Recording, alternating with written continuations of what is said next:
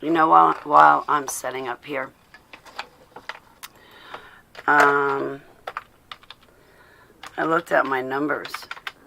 Do you know in like 48 hours I got over 2,500 views on part 2 of my autobiography? Not part 1, my normal life. And so far on the first part of section 3, like my awakening and deprogramming, I only got a couple hundred views. Just like with my normal life. But the super soldier part, in 48 hours it got over 2,500 views. I haven't seen those numbers in a long time, since I did, what was it, 2 years ago, when I did those 8 videos talking solely about the dumbs.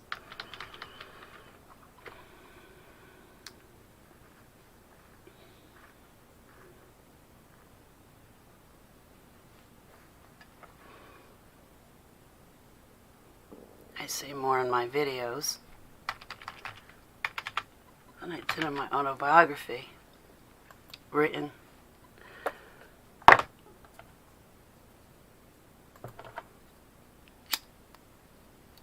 Darn it. Wrong one. Shoot.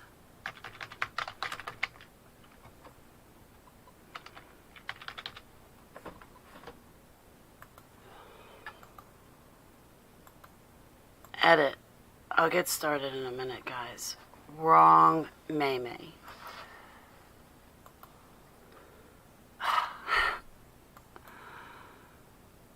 I don't feel good. But I bailed doing this last night. What did I do last night? I forget. I think I went out, and when I came home I just didn't feel like reading for 3 hours. And I definitely don't feel like reading for 3 hours tonight, I can tell you that much. But I'm going to, apparently. I miss talking to a couple of my friends that I had plans to talk to between yesterday and today. There you guys are.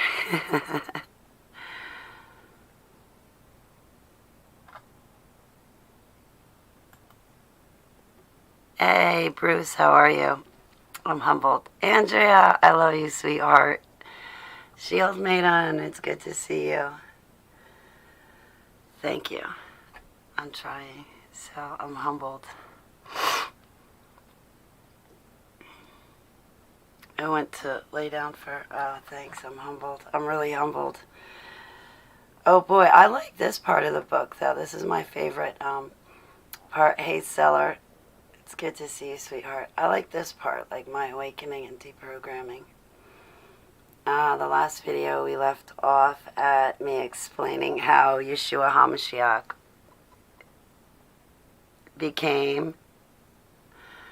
is my golden bow, and I'm his white hot silver arrow. And I talked about seeing Ezekiel's wheel, and then I talked about, you know, finding people online that I had been dreaming about my whole life. And I left off in at the part where I meet the Messianic rabbi. Do I have a cold or COVID? Why, thank you for noticing, Bruce. No, I have a really bad sinus infection. So like when I've laid down to take an hour or 2 long nap, it's turned into 3 or 4 hours. My head is just throbbing. I want to blame, and I have like shortness of breath. I want to blame it on chemtrails and allergies, to be honest with you. So that's kind of why I bailed reading this last night, and I'm kind of sounding all congested. I've had 2 surgeries on my sinuses, so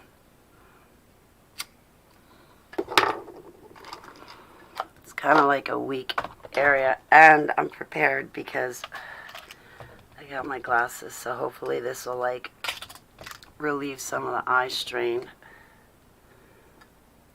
and I can look really smart and intelligent,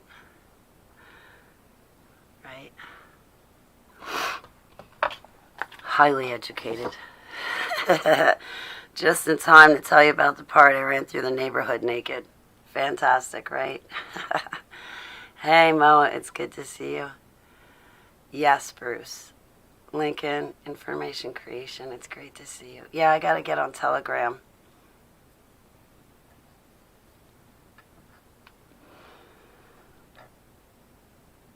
I know I gotta quit smoking. I will.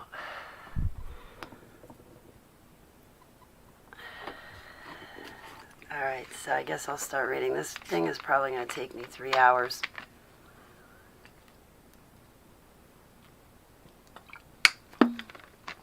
I reserve the right to stop and take a break at any point. So do you guys. Hey, WP, many blessings, brother. It's great to see you. So, I started on my antibiotics. And hopefully, like, tonight I'll sleep like a baby.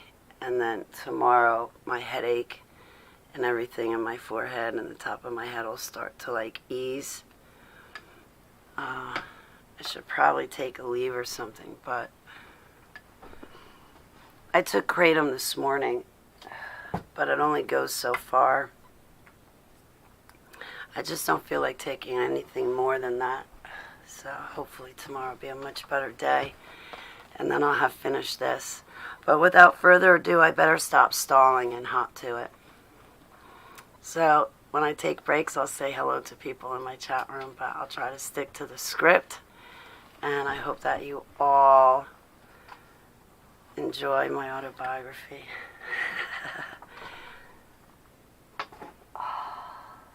Alright, I'm trying to make myself comfortable. Forgive me. Alright, I guess I'll adjust the camera. My computer screen blew. I don't know what happened to it. It just stopped working. And so my TV was sitting in the closet, like this really big flat screen TV, and I don't have cable. Hey, Zero, I love you. How are you? And so I took it out of my closet. I don't have cable here. I just have internet. I don't watch TV. Mr. Jones, hello. And so everything's rearranged, and I'm trying to, like, get my screens right so when I'm reading it kind of looks like I'm looking at you. But you shouldn't be paying attention to what I look like anyway. You should just be, like, listening, because I'm trying to do, like, an audio recording of my autobiography.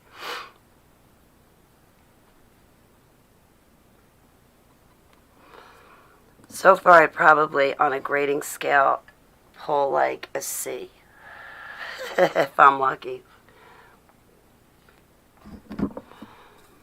But without further ado, let's get started.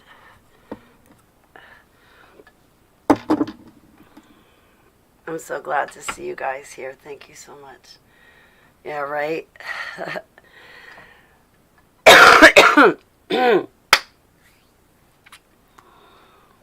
Welcome, everybody. Happy January 13th, 2021 at 7:40 p.m. Eastern Standard Time.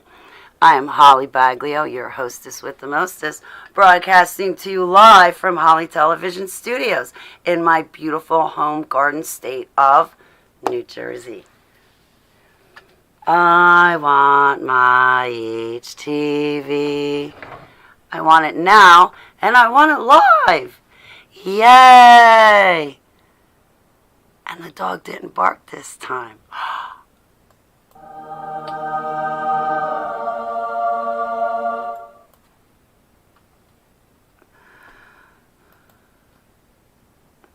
All right.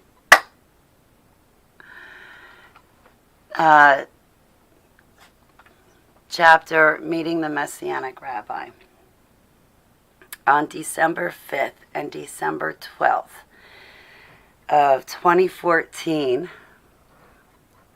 I made the journey to this ministry in Lodi, New Jersey. And I traveled down the road following directions. Halfway through, I noticed that all the scenery along the highway matched a dream that Yud-Heh Vav-Heh allowed me back in 2013. This was when I first asked him in 2013 was when I, as a reminder, was when I first asked him to give me a future with him in it when I read Embraced by the Light. The bridges and curvatures of the road matched my dreams. Like the sides of the road, the cliffs, the rocks, the banks of the road, everything. The turns I had to make to get to this ministry matched my dreams to a T. When I arrived at the building and parked in the parking lot, I felt a rush come over me. I was elated and filled with the Holy Spirit. I'm going to pause reading and I'm going to digress. Yeah, I remember sitting in the car at 11, what was it, Crossroad? This Messianic rabbi, I remember sitting in the parking lot, and I think it was All Along the Watchtower started playing on the radio. And I remember sitting there feeling like I didn't really know what an altar was at that time, but I felt in a mood of sorts. Later, come to find out it was an altar, but honestly, I felt like forces of light and forces of dark made sure I showed up that night, December 12th. What first had happened was I walked in, let me rewind,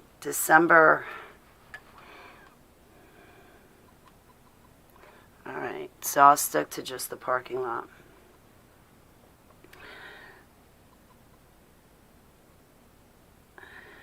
It just felt like the universe itself and everything in it had just turned everything upside down and made it possible and made sure to get me there in that parking lot. Definitely December 12th, but also December 5th. And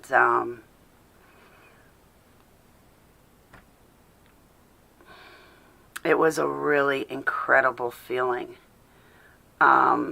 because at this point, my dreams that I had had my entire life are now manifesting in reality. And here I am, sitting in this Messianic rabbi's parking lot, thinking to myself, wow, I'm about to meet one of the people that I've been dreaming about for the bigger part of my life. And I had a vision of this rabbi and the talit, the lamb, and the star on his back when he blows the shofar. And when he blows the shofar, my ears just, it's a peace that comes over them and they stop aching. Like my ears yearn and long for that shofar to sound. And I found myself in that parking lot waiting to meet one of the people that I had been dreaming about for the bigger part of my life. And my dreams are manifesting in front of me. I am overwhelmed. I have that surreal feeling. And incredible, phenomenal, beyond words. I remember asking people to come with me that night, but of course everybody's always unavailable. But let me get back to the script. I entered and found a seat. Okay.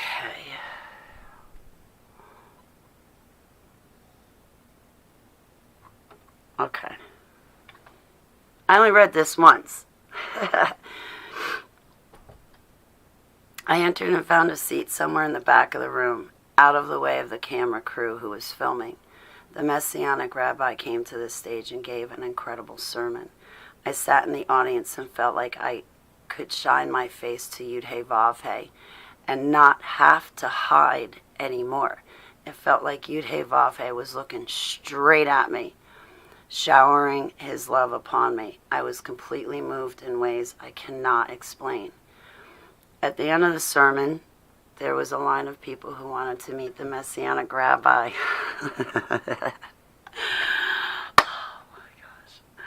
I waited impatiently and could not wipe the huge smile and could not wait, and just I had this huge smile on my face. I couldn't, it was stuck on my face. I was beaming. I was about to meet in person someone from my dreams. I was nervous and jittery and felt like I was walking on clouds. When it was my turn, oh boy, and I waited. And I was bouncing around in line too, like on my tippy toes, like looking around people, trying to stay in one spot. So, overflowed with excitement. When it was my turn to introduce myself, oh boy, I stumbled over everything I said. When it was my turn to introduce myself to the Messianic rabbi, I was beside myself and stumbled my way through my testimony. I had no idea what to say, so I asked YESHUA to speak through me.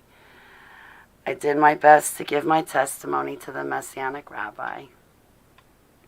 I told him that I could see good angels and demons, including the story of the angel who flew across the sky in 2000, signaling the 4 horsemen were coming. I showed him the picture I had with YESHUA's cross upon my forehead that I received when I gave my covenant to YESHUA.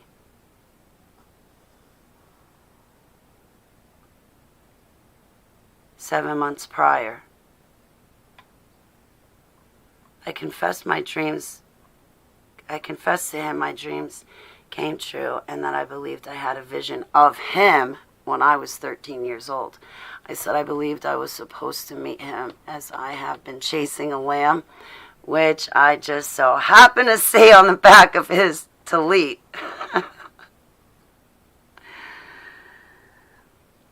YESHUA said chase after a perfect lamb or follow a lamb. Well, yeah, YESHUA said follow a lamb. Well, following is way too slow of a pace for me, so I chase after him. And when I started chasing after that lamb, I collided right into this Messianic rabbi. It was on his back. Anyway, the Messianic rabbi told me I was a blessing. I had not heard that since Graham was alive, and to hear it from him meant the world to me. He laid his hands upon me to pray over me in Hebrew, which he translated in English. I began shaking and trembling. There was something inside of me I felt stir uncomfortably, but I did not know what it was. When he was finished praying with me and his assistant, he invited me to come back for the Festival of Lights on December 12th, 2014. I accepted the invite and left abruptly, first using the women's room. The rabbi's assistant came into the women's room to see if I was okay, and she found me crying. I told her how moved I was and how this was so special to me. I really did not know what to say for myself, as I was speechless over the night's events. On Hanukkah, the Festival of Lights on December 12, 2014, I returned to the Messianic Rabbi's ministry. I did not realize at this time that I am DID, dissociative identity disorder, and have alters. However, when I drove back to this ministry, I thought I was just in an odd mood. I felt different. Inside of me, I felt stronger and more powerful than typical. I thought to myself, no matter the attack, no matter if I get a flat tire, there would be nothing to stop me from getting there. I would have driven my car straight through a brick wall if it suddenly appeared in the road to try to deter me from attending. I felt urgency deep inside of my gut, and my soul felt like it was on white-hot fire. I felt YESHUA's seal upon my forehead. I could see the darkness surrounding me. Demonic spirits and entities were watching me like never before. but they were not able to attack me. The radio was playing a song called All Along the Watchtower. When I arrived in the parking lot, I sat there for a moment. Yeah, I sat there for a lot of moments, and I enjoyed it. I had a long brown suede jacket on, diamond earrings, and I was wearing my favorite perfume, Davidoff Cool Water. It did pain me that the friends I invited to accompany me said they were too busy that night or never responded. Now there I sat looking at this incredible building. I could not help but feel like the only person in the world that knew YESHUA was real, and I found him. Even though I did not know what to expect, I was so excited and could hardly contain my enthusiasm. I knew that there were 2 angels with me making sure I arrived, but I did not understand why they escorted me the whole way while driving there. I also could not understand why I felt different and so much stronger, as if I were protecting myself to ensure I arrived safely. As I entered the building and joined the rest of the congregants, my spiritual eyes kicked in.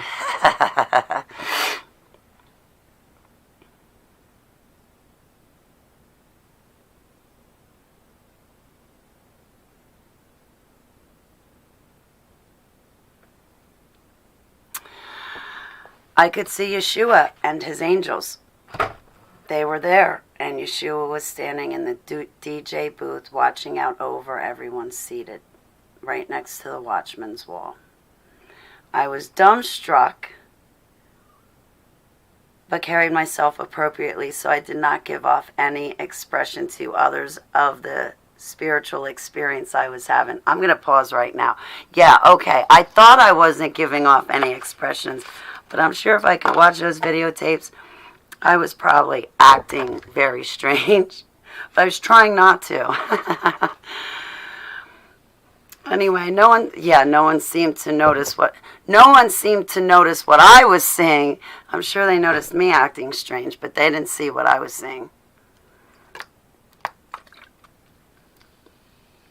When the Messianic rabbi began the service, to my surprise, it was the bridegroom feast, as well as traditions of a Jewish marriage.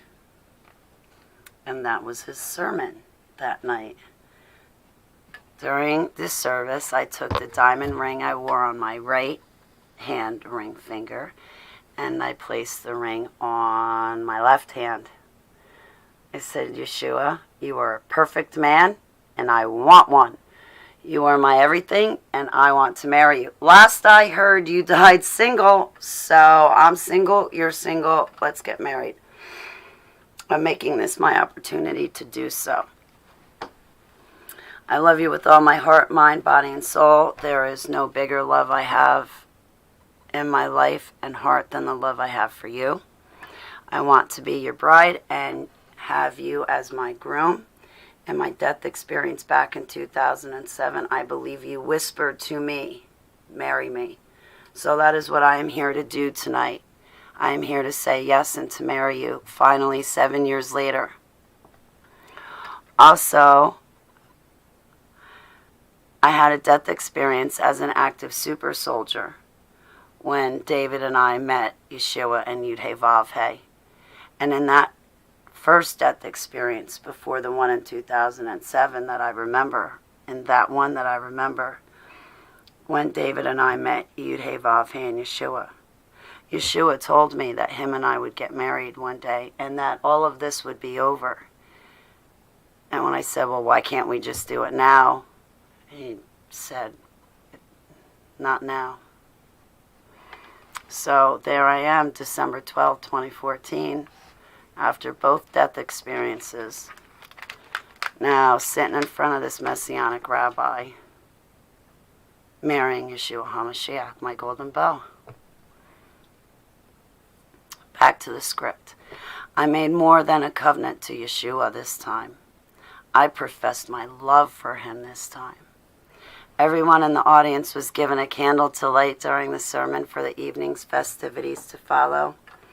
I did not stay past the sermon, but I asked if I could keep my candle since it was such an evening to commemorate. The staff was hesitant but obliged. I was walking out of there with that candle, period. Didn't matter. This evening was very pivotal to my relationship with my Savior, YESHUA HaMashiach, who I began calling my golden bow, for I am his white-hot silver arrow. To me, we had a serious marriage, and I meant everything I confessed to him. I went to the car and drove home. The feeling I had was one I never experienced before in my life. I gave myself and fully surrendered to Yud-Heh-Vav-Heh and YESHUA. It felt like the world was at my fingertips and there was no stopping me. I was on white-hot fire. Silver bullets supposedly kill werewolves and vampires. The arrow that slices and pierces through everything is his living logos, is his name. Moreover, he came first as he is gold, and as I came after him, and I am silver. I remember telling my attorney, who was my father figure, and he got a kick out of this. I told my attorney almost pretty much everything. I feel the loss of him in my life still to this day. I miss him dearly. 7 days after this evening, for my 1-week anniversary, I lit the candle for YESHUA and my wedding. I took communion and began to draw pictures for him. I knew he already had everything but I wanted to make my gestures to him, so I made pictures for him. I remember around Christmas time, he allowed me to see myself through his own eyes. He looked down at the first picture I drew for him. He was a father doting over his wild vine daughter from the darkness, now grafted onto the branch. He filled me with love. What an incredible feeling. Sometimes remembering that moment brings me right back to it. It's a blessing to me when that happens because I feel like I'm returning home. Every evening he showed up and sat with me. I did mention this stuff to my roommate at the time, whose couch I was renting for a ton of money. I confessed this stuff to him. Heavenly Abba took care of me and talked to me, told me stories, guided me, gave me dreams and visions, and promised. And I promised him I would always listen to him, just him, only him. When I do not, everything falls into disaster. Next chapter, meeting my altars. Jeez.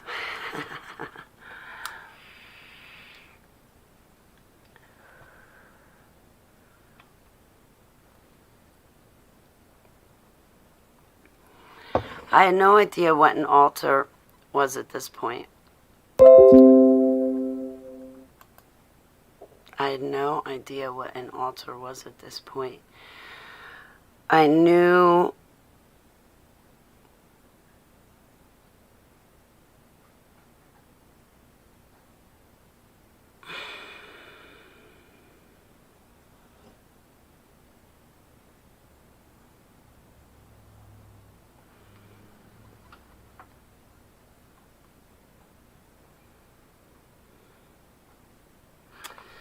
I had no idea what an altar was at this point. I knew demonic possession was real and what it was. The day came where I started to recognize the other children from the cages and dumbs, alive and well online, giving interviews of their testimonies. This happened mid to end 2014, beginning of 2015. I had a flash flood of memories about those All right, I'm getting aggravated.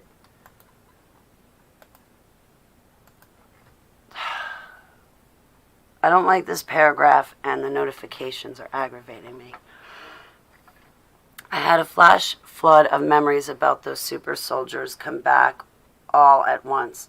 Every light switch in my head went off. Between the calling Yud-Heh-Vav-Heh put on my life and then realizing I too was a super soldier, I had two major downloads all at once. I went well past overwhelmed, worried, disbelief, excitement, relief, devastated, and many other emotions as well. I officially woke up at this time. It was quick. I just married YESHUA, and here I am finding out I am a super soldier. However, to see those kids again, alive and well, took my breath away. It was such a great feeling to see them again. We made it. We survived. From my recalls, we were family whether we liked it or not. We were all trafficked together. Moreover, here I was realizing this. I fell to pieces, and I did it publicly online too. Yud-Heh-Vav-Heh utilizes me. Of course, it was a bad idea. However, do you know how badly people suffer in silence at home trying to get help? I was suffering without family, without my home, on a couch with my pets and a dresser of clothes. I was definitely outside my comfort zone. I began to realize that I needed someone smart who I could talk to about this super soldier stuff. I went before Yud-Heh-Vav-Heh at this point and asked him to guide me solely and securely. I wanted only Holy Spirit to be guiding my wind and directing my feet. I made my recovery public. I made my deprogramming and my awakening public. When I woke up, people gave their interviews, but then you did not hear anything from them. Or if you did, it was all business. I decided I would put my recovery public because there are others at home behind a device suffering in silence. I had nowhere to go, no one to turn to. Obviously, I was going through a lot. It has been more than I could handle. It has been more than I could handle, but going through it with Yud-Heh-Vav-Heh was fun, even though grueling. He would show me visions, and later that day it would come true. We have a quarters game. It gets me praying. We developed a numbers game, and in the Holy Bible there's an entire canon named Numbers. I was drawing and writing for Yud-Heh-Vav-Heh. I told Facebook and everybody all about him. I talked about him constantly. This also caused me to fall under many spiritual attacks from the dark side. Because of the stress I was enduring, the altars appeared. Thank Yud-Heh-Vav-Heh that I remembered the other super soldiers saying they had altars. So at least I had a word to look up. I asked Yud-Heh-Vav-Heh to lead me to ministries that could help explain to me what was happening to me and what had happened to me. What was happening to me and what had happened. I needed help and did not know what I needed.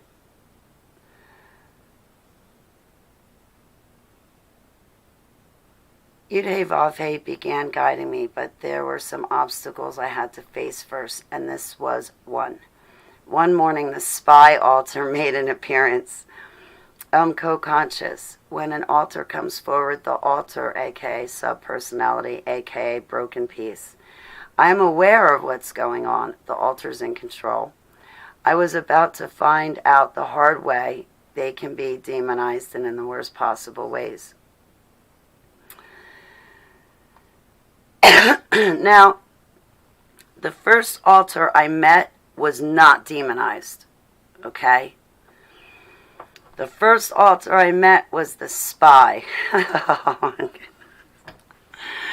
goodness. She woke up in the middle of the night, ran over to the desk where my computer was with all my papers, and she went rummaging through my belongings, going through my computer, and then going through all the paperwork where I had handwritten stuff, going through my notebooks where I was writing stuff. She saw the pamphlets I got from being at the Messianic Rabbi's ministry. Oh boy, hell broke loose then. She about fell over. She saw what I wrote about marrying YESHUA on December 12, 2014, and she saw the testimony I gave to the rabbi on December 5th, 2014. When she looked down and saw that ring, I thought she was going to have a heart attack. She sat in my rocking chair and thought to herself, "Oh my God, Holly, what have you done? We married YESHUA?" Panic-stricken does not seem strong enough of a word for how she was feeling inside at first. Then she thought about it for a while. She thought, who do I answer to now? I don't have to call any phone numbers anymore. I don't have to answer to anybody. What do I do? So, I don't have to check in with anybody. I don't have to remember phone numbers and call them. I don't answer anybody. I don't have to spy on anybody. So, like, now all I have to do is pray and talk to YESHUA, and that's it. That's it. I just pray and talk to YESHUA. No phone numbers?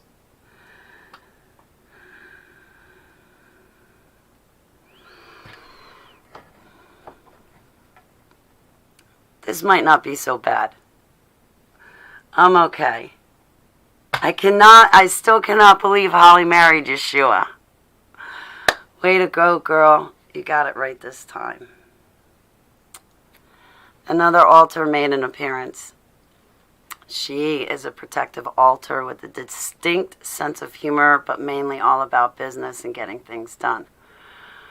She is the one who drove Holly to the Messianic rabbi those 2 times to make sure Holly arrived safely to the ministry to marry YESHUA. She was not going to allow anyone else to do it. In other words, she would handle it rather than see me in a car with someone else for an important occasion. Marrying YESHUA HaMashiach was the target, and this could not be left to chance. In addition to altars appearing, I was recalling my experiences as a super soldier and programming in the dumps. I would shake and quake in my shoes and cry, "What is happening to me?" I was in severe distress. I cried and prayed fiercely to Yud-Heh-Vav-Heh. Next chapter, programming. The programming started to rear its ugly head again. The programming started to rear its ugly head. Again, I had no idea what was happening to me, but I was grateful for the other super soldiers who had come forward with their testimonies on YouTube.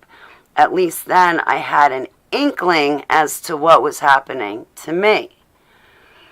However, I had no one around me to help. I was all alone. The suicide programming activated, and I just wanted to die. I told Heavenly Abba I'm not suicidal and could never bring myself to harm myself.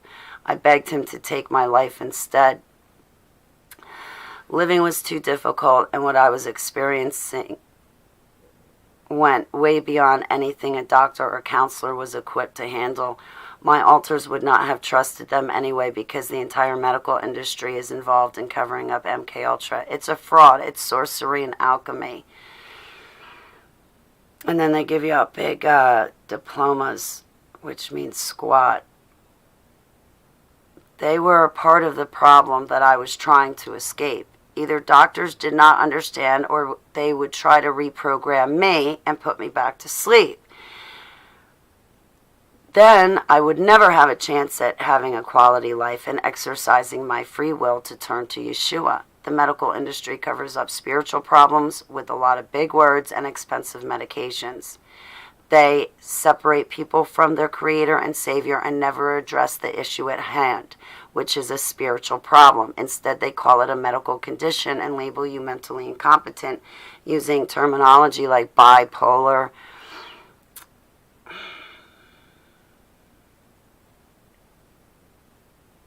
PTSD, a whole slew of things. Anyway, since I had quit all my prescriptions, no thanks to them, I was not about to go back to them for them to mess me up worse with procedures that never worked to begin with. They only gave me more and more prescriptions and then wanted to see me every month to give me more and more. That is not a solution. The solution is faith in Yeshua, and His word still lives. The solution is faith in Yeshua as His word still lives. Since His word still lives, He can still cure and heal us today through His words, just like when He was alive and walking the face of the earth. You just have to read them or hear them. Remember the woman who was very sick, but her faith was so strong she knew that if she could just reach out and touch the cloak of Yeshua, she would be cured? I felt that same way as she did. There was nowhere in New Jersey that had experience or expertise in helping someone going through what I was going through. They did not know about MK Ultra, Project Paperclip, or what a dumb is. I did not have time to educate them first in order to get the help I needed. I needed someone who was equipped to handle the issues I was experiencing.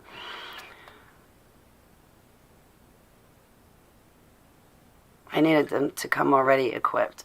I struggled for a week with the suicide programming. Oh, man, did I ever struggle. I started sleeping in my dog's bed with my cat, thinking if all dogs go to heaven, and if we do have a rapture, or if we do have a nuclear explosion, or if an asteroid crashes into us, then Yeshua won't forget about me and my cat, because we'll be sleeping in the dog's bed with Keeper, my dog. It may sound funny, but I was breaking apart. My mind was melting from the MK Ultra programming done to me. Finally, a breaking point came, and I couldn't take it anymore. One morning, I hopped in my car in my night clothes and everything, straight out of bed, and drove to the Messianic Rabbi's ministry during off hours. It was not open. I went looking for him to help me.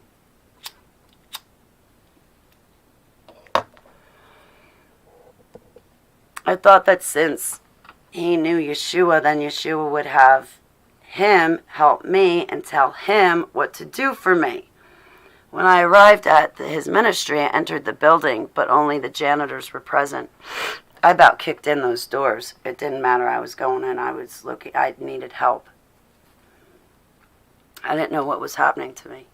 I asked the janitors to let me in and let the Messianic rabbi know I was there and I needed assistance. And to be honest, I was going to tell him everything and then ask him to take me to the hospital because I had stopped eating and it felt like I forgot how to sleep. My body was haggard and my mind felt like it was breaking down. I did not know what to do with myself. I had no family as they disowned me, and my friends were so dumbed down and ignorant, uneducated, to say the least. I could not trust my well-being in their retarded hands. Therefore, I ran to the rabbi that Yud-Heh-Vav-Heh gave me a vision of when I was 13, and who also married me to Yeshua a week prior. The janitors allowed me to enter. I went into the main room where the Messianic rabbi's sermons were broadcasted and recorded. I sat down in the seat where I had sat the previous 2 times before.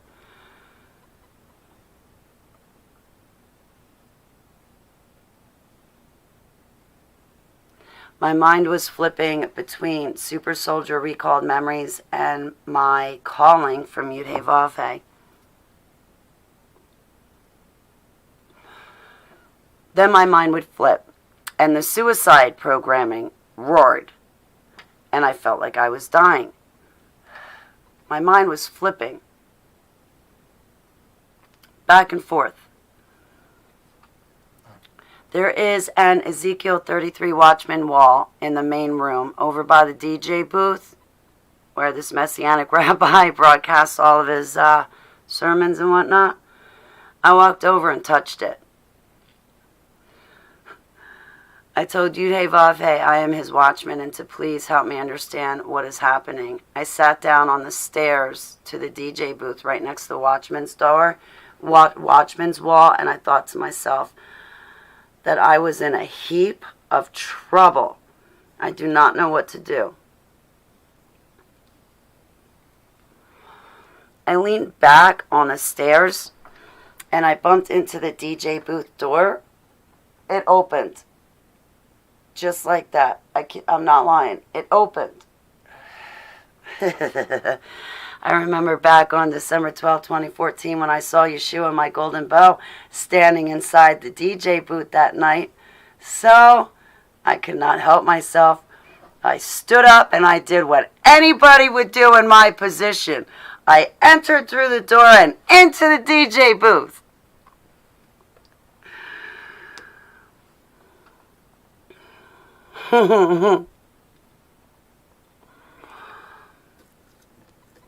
This is a good one. All right. I'll put the cigarette down.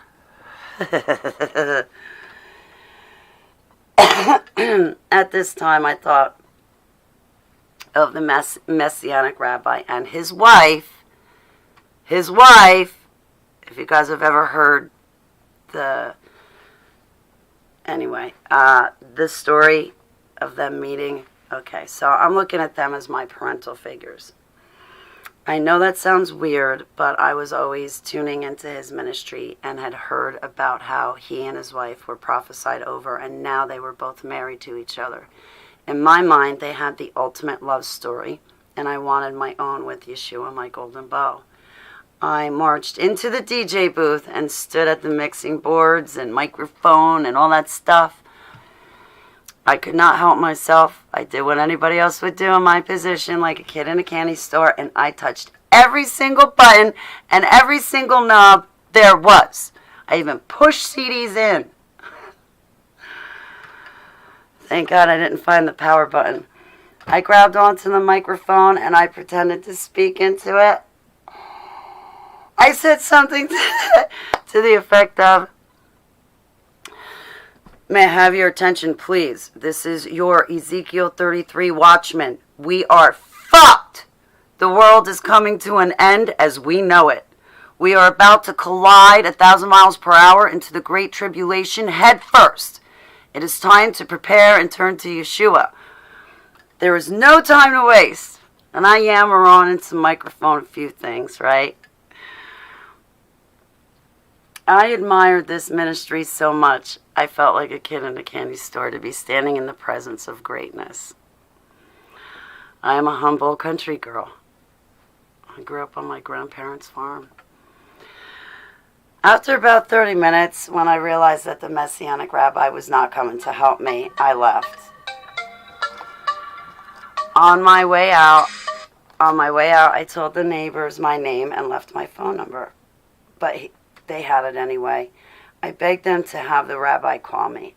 I thought the rabbi had an outreach program, and at that time, I needed someone to reach out to me. About 3 days later, I got a phone call from the police department. This is not a laughing... Okay, at the time, it was no laughing matter. Not that it's a laughing matter now, but I'm so glad I got through this. About 3 days later, I get a phone call, or 2 days later. There's a couple days later, though, I get a phone call from the police department. On the phone, they lied to me, and my alters did not appreciate that because of the suicide programming I was handling. They asked me questions on the phone, but at no point did they say they were coming to the place where I rented a really expensive couch, making sure my 2 pets and I stayed together. However, regardless of how the phone call went, I was somewhat relieved to talk to someone with half a brain. The cops ended up showing up that evening. I think they showed up a couple times.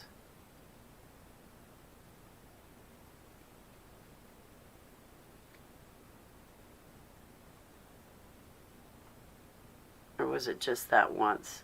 I think it was just that once. No. Okay, let me stick to the script. Forgive me. Wow.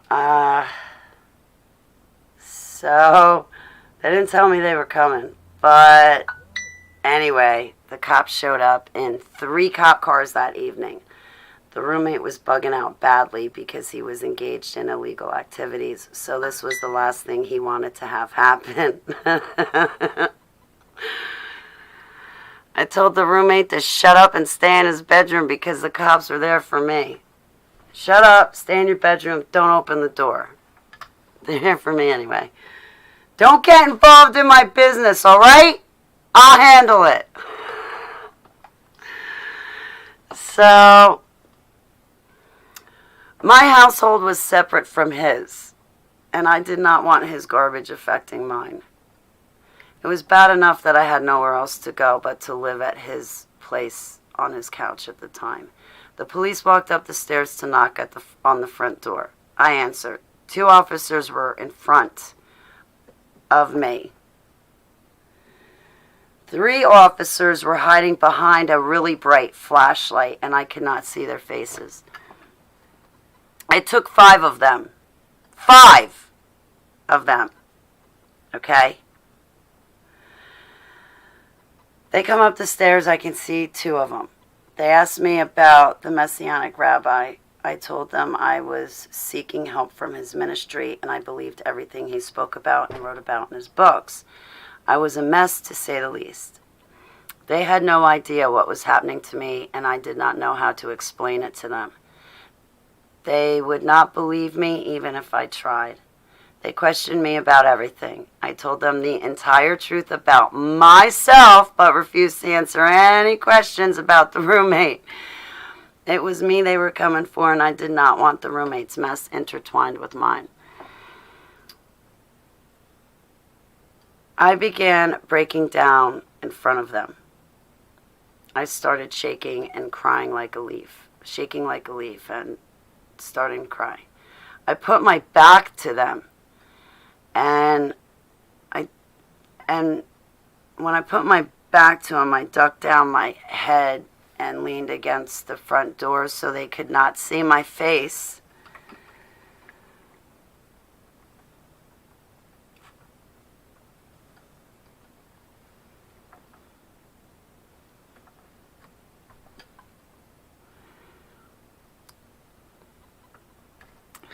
The other thing that happened which piqued their curiosity was that I posted publicly on Google Plus my social security number.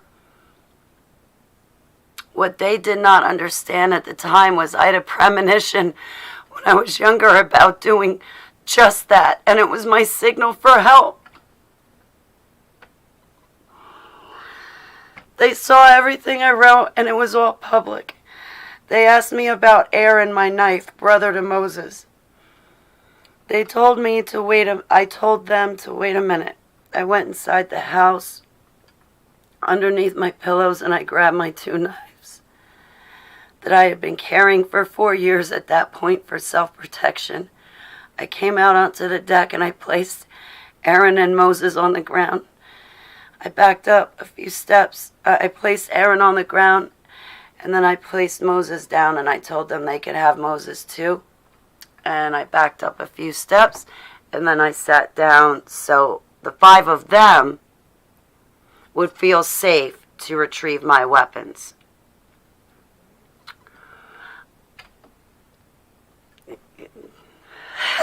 Excuse the tone. No, don't excuse the tones in my voice.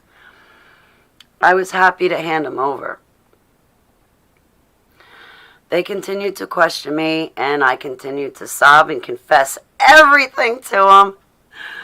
I told them I was getting right with YESHUA and turning to him. One officer, who I could not see as he hid behind the bright flashlight, started laughing at me and mocking in like a cartoon-like voice. "Aw, she's getting right with Jesus." And he laughs. Just that certain voice that he made, mocking me. I'll never forget it. The police thanked me and took my weapons. Thank you for your weapons, Holly. Idiot. Moving on. The police thanked me and took my weapons. They told me that I did not have to worry anymore, and I could sleep safely at night from now on. I gave them the benefit of my trust and believed them at the time. The 5 officers left. Next, I I don't know if I'm going to be able to finish this whole book tonight. I'm going to try. Or next chapter, rather. Okay, I'm going to stop for a second. Hi, Malik. Hi, Lily. Hi, Greta. Hi, Ursula. Lincoln. Hi, Cream Day. Wednesday. 0. Amber. Greta. And 0. V. Borg. Jody. Colleen. Missy. Information creation. I think I got you guys. Okay, good. Joshua. I was reading your post. You cracked me up today, Joshua. So, okay. Back to the book. Next chapter. Voice to Skull Technology. V2. I always say V2K. Is that right? No. Well, it's voice to skull. The medical industry likes to call it schizophrenia. Well, but schizophrenia could also be demonic possession. It could be one of two things. Voice to skull technology or demonic possession, I believe. Okay, V2K is right. Thank you. Thank you, Lily. I gotta call you back. All right, so. This one's good.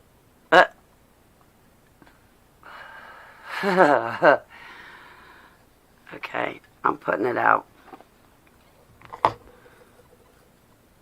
Moving onward. Voice to skull technology. Thank heavens I had heard of voice to skull technology, also known as V2K, also known as God Voice Software. There was a high-ranking super soldier who spoke of it, and I remembered his testimony, which helped me greatly when it was used on me. Suddenly, one day, I hear a voice inside my head. I thought to myself, I am not schizophrenic, and my brain is not sick, so what is happening? It was confusing, but I hung in there. Barely. The voice sounded like a narrator. The voice sounded like I had a narrator in my head, like the one from YouTube, like one from a YouTube video I had watched on the emerald green tablets at Thoth. Sounded like muffled and stuff like that. Muffled. It talked at me all day and all night for 3 full days and 3 long nights. It rummaged through my memory bank and saw everything I did throughout my entire life. It felt like its fingertips were going through my brain like, a librarian goes through the card index.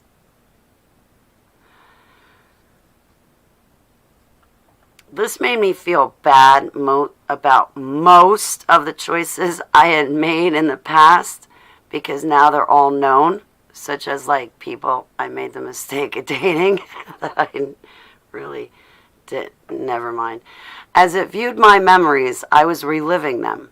I remember running outside and collapsing on the snow and ice one night, begging for forgiveness for things I didn't even do.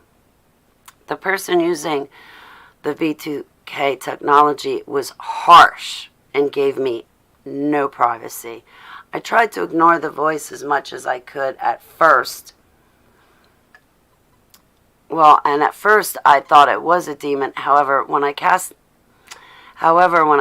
it out, it didn't leave. So I'm trying to cast this voice out by saying, in the name of Yeshua, I command you out, Ekbalo, right? It's not working. The voice is still talking at me.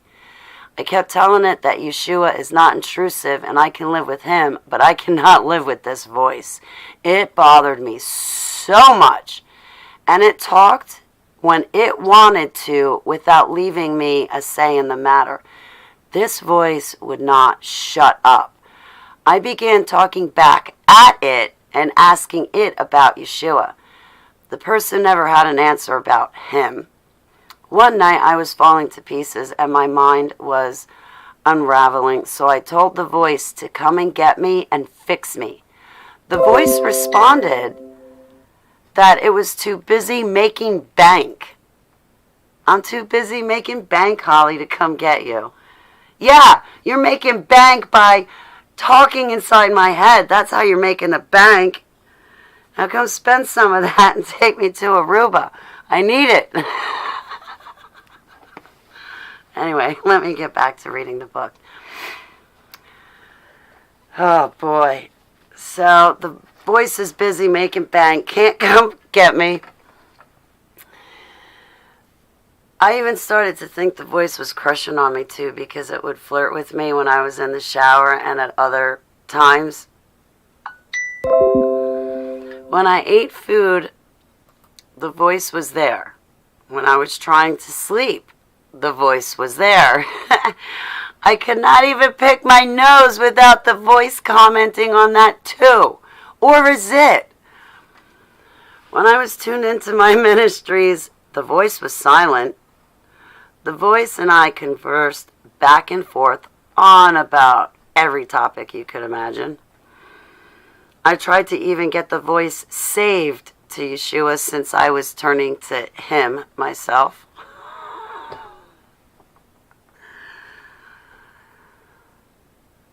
On the third and finally the last day, at the time this wasn't a laughing matter, it really wasn't. On the third and last day, I could not take the voice and the sound of the voice any longer. I sat on the couch at the end of my chain, grasping on for dear life, grasping onto those cushions and just clenching my hands. But still, I was not about to give in. I was at my weakest. Suddenly, I hear a door creak open. It came from wherever the voice was from. I heard a second voice say, "Does she know who she is yet?" There was shuffling of paper, shuffling of footsteps, and then the door slammed shut.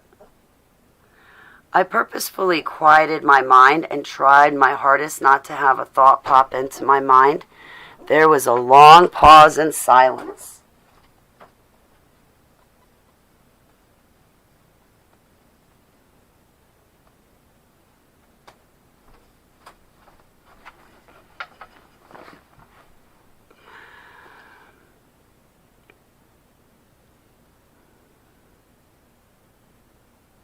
I felt like the voice was waiting for me to say something. The reason why I did not was that if it was a demon, I was not about to ask the demon for anything, especially, who am I? That would be making a deal with darkness, and I was not having that. As the voice waited in silence, and I wanted to hear what it had to say next, sadly a thought popped in my head. I couldn't take it anymore. No, it was not the Stay Puft Marshmallow Man from Ghostbusters. I thought, of course I know who I am. I know who my commander is. I am a super soldier from Black Ops. I'm Holly Baglio, a super soldier from Black Ops. From that moment on, the voice never bothered me again. I realized it was V2K technology that was used on me, which I had learned about through my previous research and studies. Hi, Karen. Okay, next chapter, calling the cops. Oh, jeez. It just gets better and better. Calling the cops on myself. Yeah. Because you know what? I'm not going through a hard enough time, right? I got to pile it on. Calling the cops on myself. I woke up the morning of December 20th, 2014. The end-time dreams and visions of mass shootings, earthquakes, wars, bombs, and nukes, floods, asteroids, and politicians murdering people was too much for me to handle. I saw railroad trains and UN trucks filled with armies of people from other countries coming into towns and taking them over and just slaughtering the American people right in their own homes. I called up 2 detectives from the police department and tried to explain myself, which I failed at miserably. I was having trouble speaking, holding a thought in my head and articulating myself.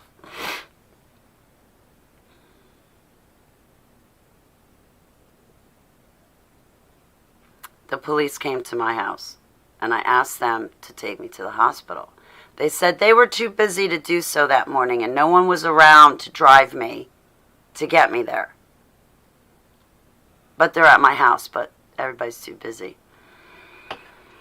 The police officer I will never forget. He was nice to me. He asked me many questions, and I told him that my dreams were coming true. I saw someone with my spirit eyes standing over his shoulder. I asked him who that was in army attire.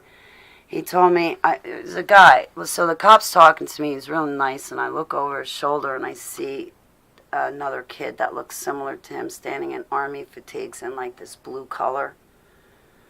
And then I see like the officer light up in like a green color. Kind of like ours, but not really. He told me his brother He told me it was his brother who died in Afghanistan. The brother had stepped on a landmine.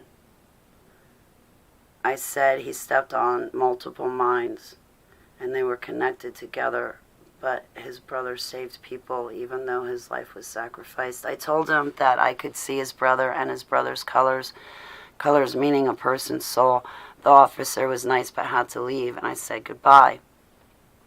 I went to sit down on the couch and watched the officer as he pulled out of the driveway. Suddenly an urgency in my gut erupted, and I heard a voice. It was not V2K technology. It was Yud-Hey-Vav-Hey's voice, my shepherd. I felt like I had missed my ride to the hospital. The voice said, "Run!" I looked around and hesitated. Then in a louder volume, the voice said, "Run!" I stood up from the couch, looked at my cat and dog, and felt very unsettled. I grabbed my dream book that I was making of drawings and pictures, and I sat back down on the couch. A few more moments passed, and then the voice screamed at me, "Run!" Jumped to my feet, kissed my cat and dog goodbye, and ran out the door. I went to the street, Route 23, and headed north. It was a cold winter morning, cold and sleeting outside. I went a few doors down to a dog shelter. I went inside and asked the woman to call the police for me. I asked her if I could use the bathroom. She ended up knocking on the bathroom door, and when I came out, she said I couldn't stay. I was wearing a t-shirt, socks, scarf, and sweatpants in the dead of winter. I left and continued down Route 23. There was a gas station where I remember the attendant who was nice to me. I went in there.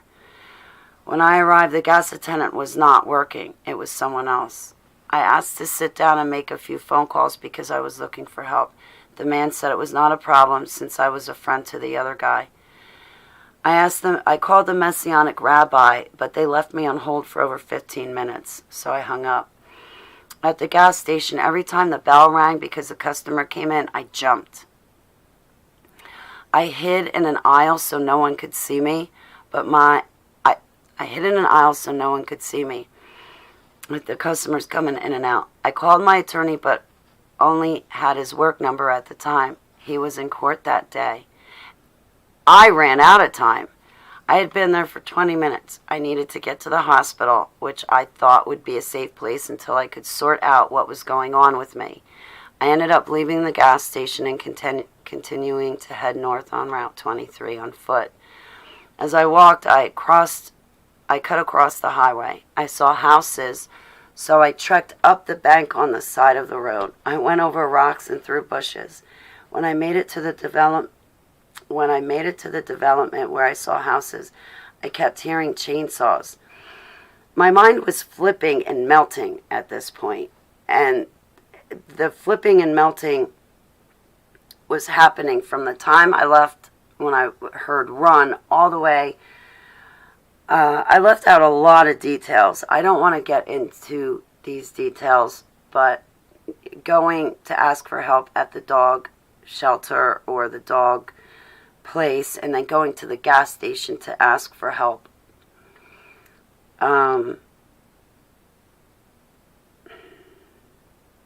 My mind's flipping, and so me being barefoot walking on the street in socks, not absolutely barefoot. I mean, that's like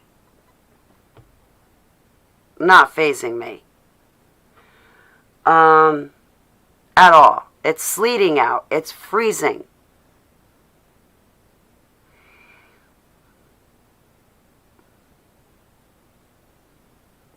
So I kept hearing chainsaws, but my mind was flipping and melting.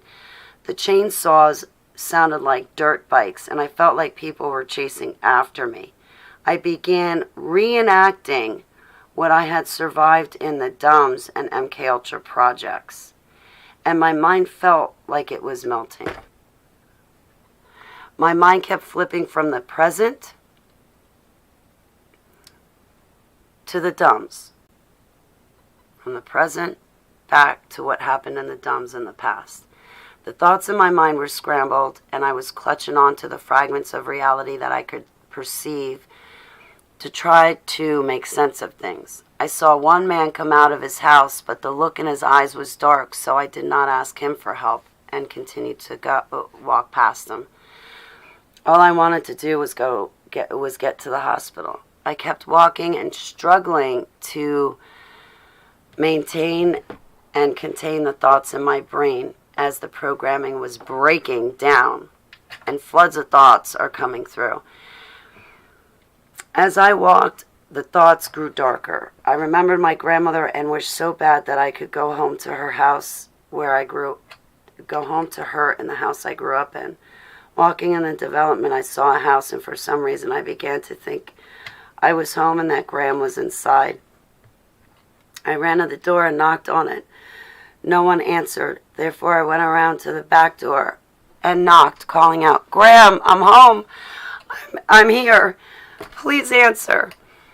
I went to the front of the house once again to knock.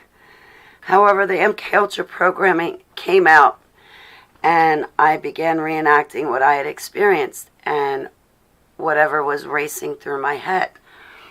When I looked down at the porch, I saw a Christmas light timer. Suddenly, my mind flips, and I'm thinking it's a bomb. I rip it off the house and throw it towards the street so it did not explode on me. The visions in my eyes and in my head turned into war, and I was suddenly in it. The visions I was seeing in my head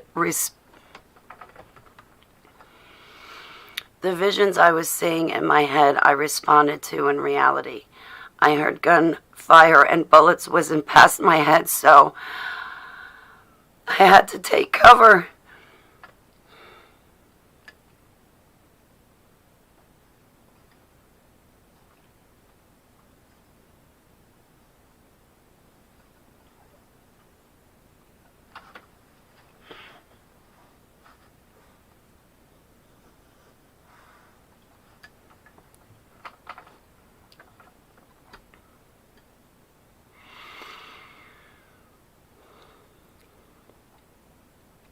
I ran to the side of the house and ducked down. I felt like a sitting duck, so to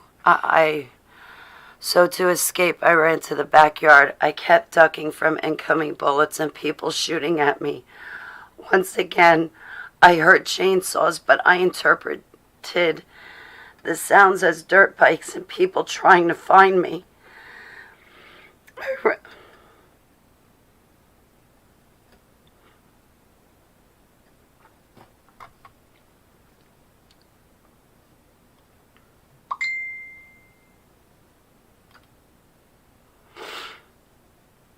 I ran further in the backyard to the woods. My mind was flipping. Suddenly I felt like I was one of those women in World War II who were forced to take off all their clothes and run through the woods while Nazi soldiers shot at them and chased them like deer in a hunt. I took off my clothes and began to run, trying to flee the Nazi soldiers.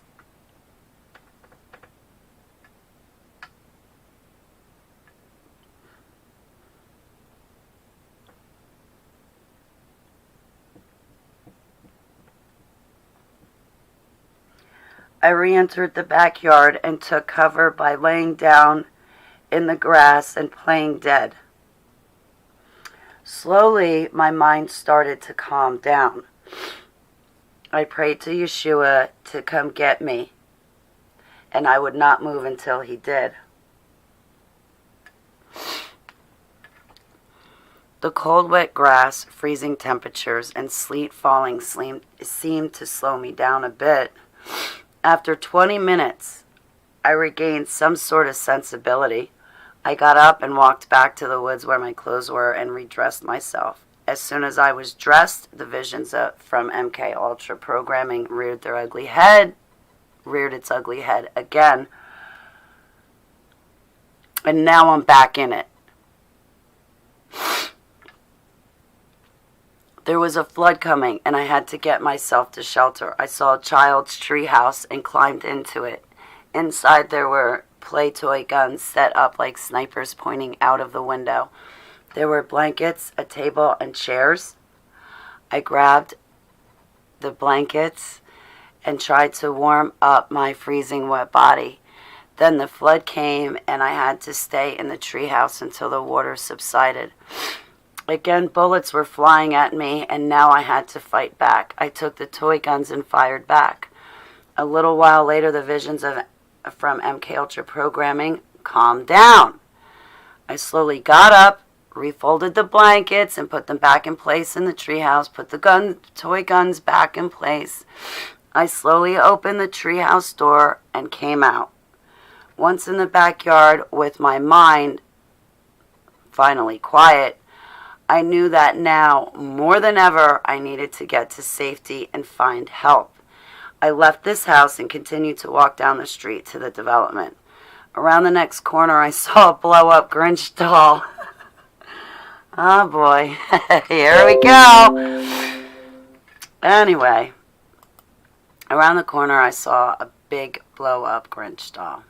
I love the Grinch. I thought to myself, someone with a Grinch on the front yard might be able to get me help. I walked up to the house, opened the front door, which was not locked, walked in, closed the door behind me, and sat down in front of it. The poor woman and her daughter who lived there, I shocked into extreme fear.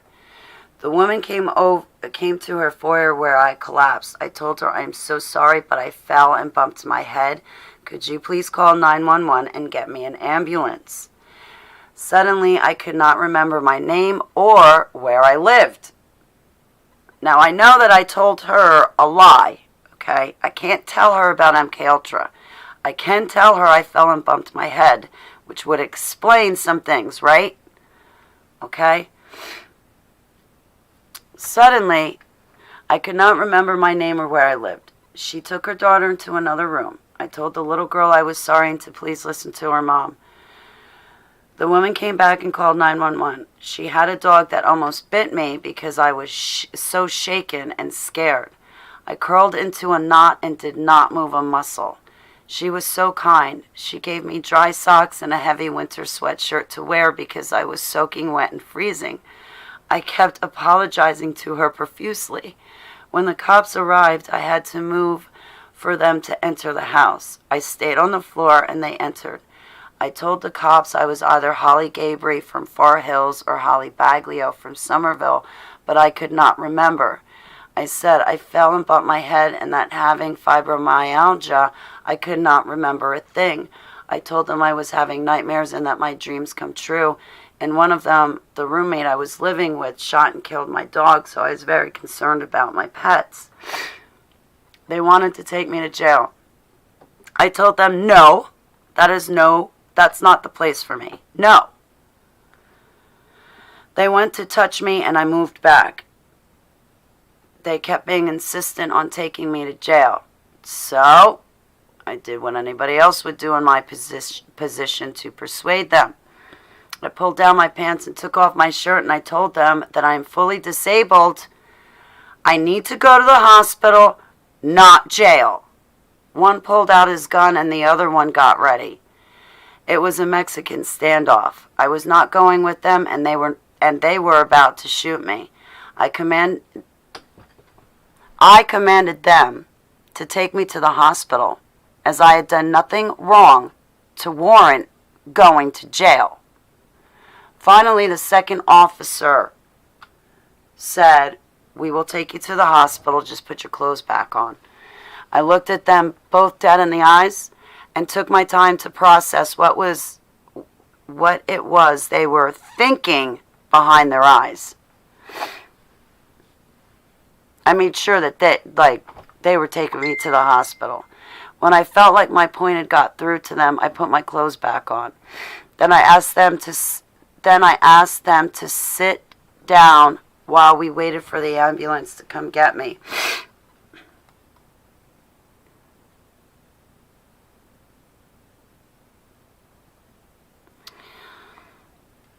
The ambulance finally arrived and I was so relieved. I told the cops I could walk to the ambulance myself, but just hold my elbows and guide me. That's it, just my elbows. I pulled the hoodie over my face and tied it over my face so there was only a small hole that I could breathe through that I had left open. I was exhibiting signs of severe shell shock. I didn't know. They guided me outside to the ambulance where I thanked them and happily got inside. The woman and man who drove the ambulance were nice to me. I told them I have a crazy testimony, but that I would try to explain to them what was going on with me. I explained that I could not look at the light as it would make me blind, so please excuse me for closing my eyes and keeping them completely covered. I told them I could not remember who I was or what had happened, that I had fallen and bumped my head, and that the fibromyalgia was acting up. Deep down inside, I knew they would not understand what was happening to me, or worse, they would try to reprogram me. Being an ex-super soldier comes with risks that the normal human mind does not consider, to be honest. The darkness attacks all of us. The difference is if we have Yeshua's light inside of us, which determines if we will survive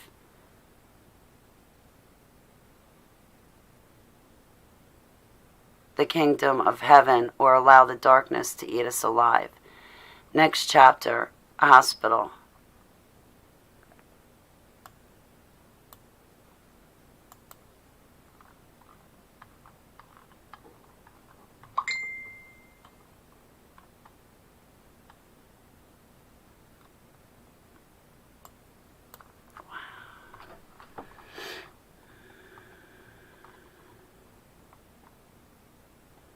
Can I take like a couple minute break? How long have I been broadcasting? I can't see. I can't see, I tell you. I just can't see.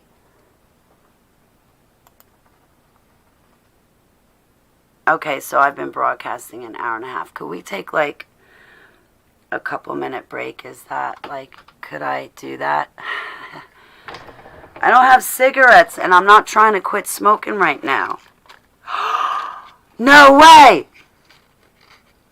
It would be wrong of me to say a miracle happened. It's a fake miracle. You know why? One cigarette appeared in my pack suddenly. Okay, guys, can I just take like a little bit of a breather? Is that okay? You guys like grab something to drink, something to eat, maybe walk your dog, or just a couple of minutes. Is that okay? I thought I'd be laughing my way through this section, but it turned out like completely opposite. Not what I was expecting.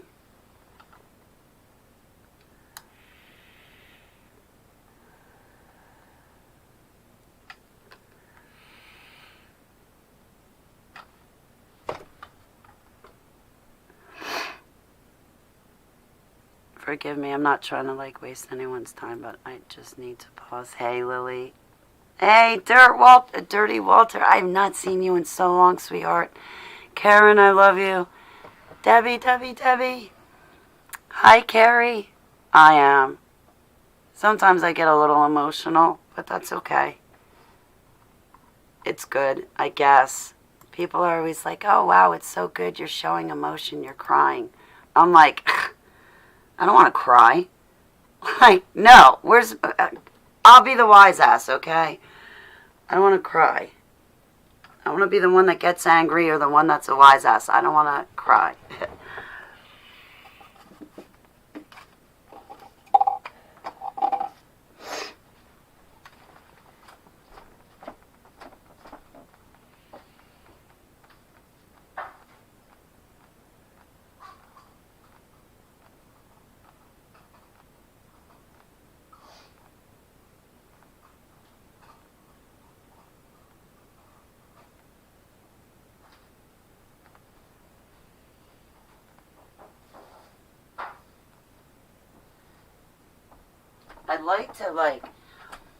I'd like to get through this thing, to be honest with you.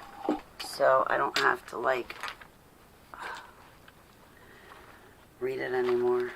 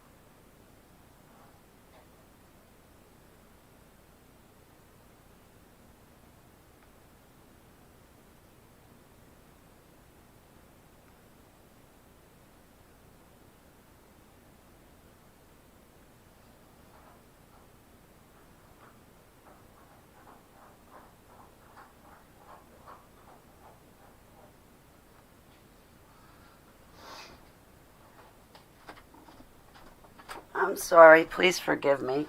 I don't mean to be rude, but I just still need a few minutes.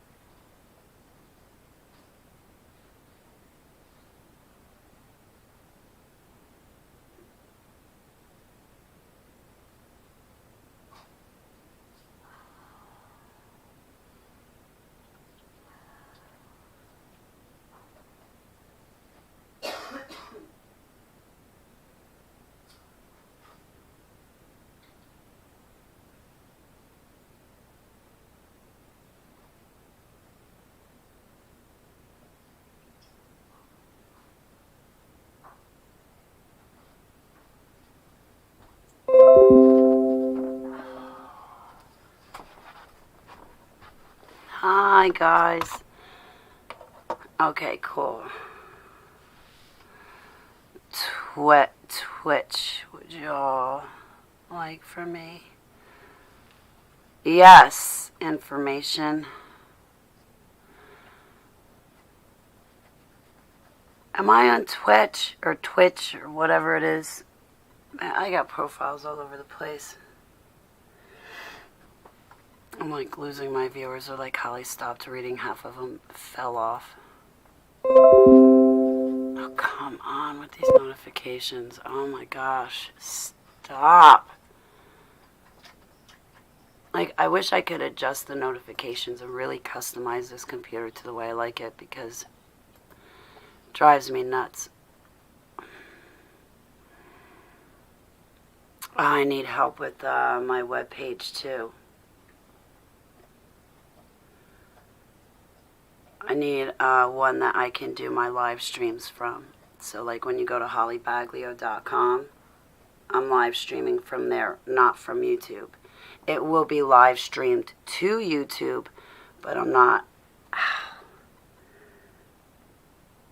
live streaming from YouTube the way I am not. You know what I mean? Like, you know how Coach Dave Daubenmire has his? You go into Coach Dave's queue, right? That's what I want on my webpage for my live streams. So it doesn't matter what happens anywhere else. I can still do whatever I want on my webpage. So I guess what I'm looking for is a better web builder. I don't know. I don't know who to go to. I'm not, was it this morning? Or no, I can't remember.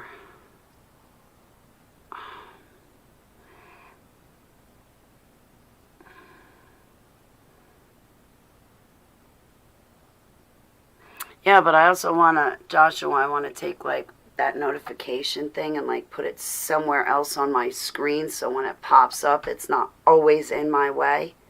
Like always in my way. I'll be typing something in a live chat and then all of a sudden 50 notifications come through and it like screws everything up. Okay, a couple more minutes and I'll like finish. I hope I get through this. It's only 9 o'clock. Yeah, no, not the bar, the actual box that the notifications pop up on. I want that notifications box somewhere else, because I did move my bar already. It's not. It's good. It's good, I tell you. The bar itself is good. It's a notification box. It's not.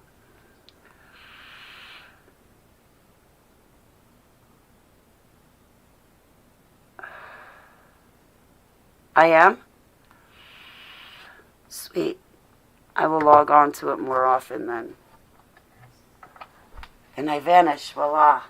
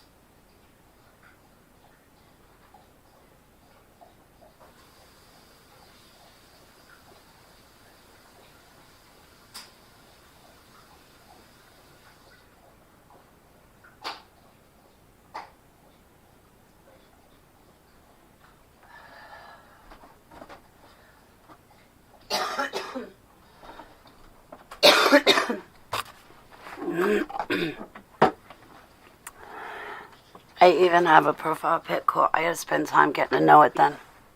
Sweet. So I'll have to spend time on Twitch getting to know it. And then isn't there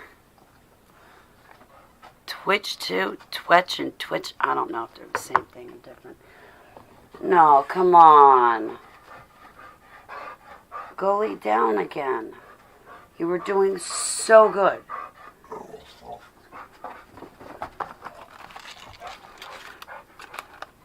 Fine.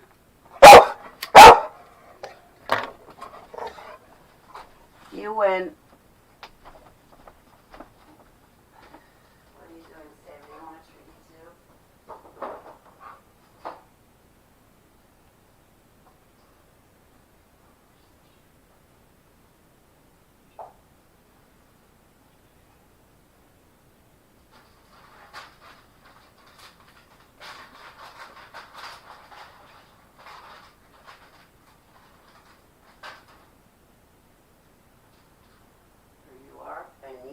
Come over here.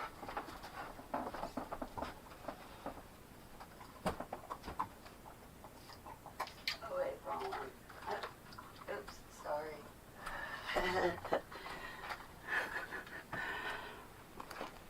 I'm so happy. Today, this has nothing to do with my autobiography. My landlord put in cameras and it's connected so the police can watch them too. So not just my landlord can watch what's going on the property, but also the police can turn on the cameras and watch them too. Pretty nifty, right? I'm pretty happy about that. I feel like 3 layers of comfort. My neighbors with their cameras, my landlord with his, and then the police watching them all. Like, anyway. I don't know what the police think about me around here, to be honest with you. But I tell them I'm a Pizzagate survivor. And I've come here to a quiet corner of the earth to live peacefully ever after for the remaining years of my life. And I kind of like to make sure it stays that way. Peaceful, quiet. Nobody bothers me for any reason. You know?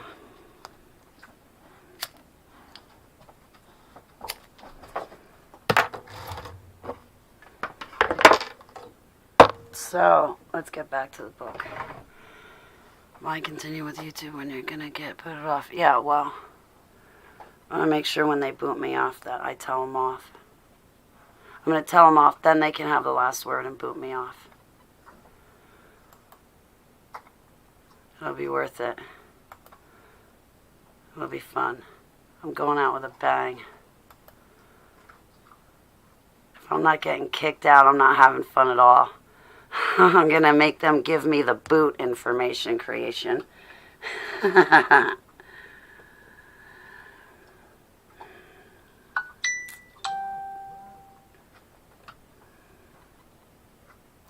don't start crying through this chapter too.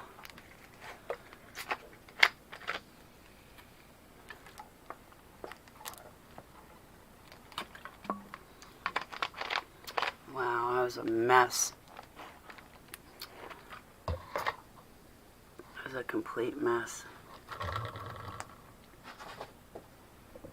All right. I'm going to try to get through this whole book tonight. I'm only on page 70, 20 more pages. Wow. I might have to break this up into a third part. Sorry, guys. I'm trying my best.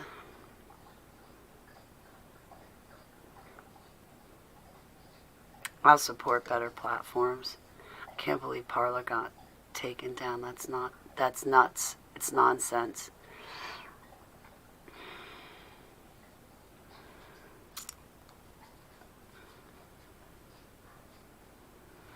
Alright, well, I'm Gonna try to get through this, but I'm thinking like I'm gonna run into having to do it on a part 3. I'm sorry. Ow. Not yet, Keeper. Not yet.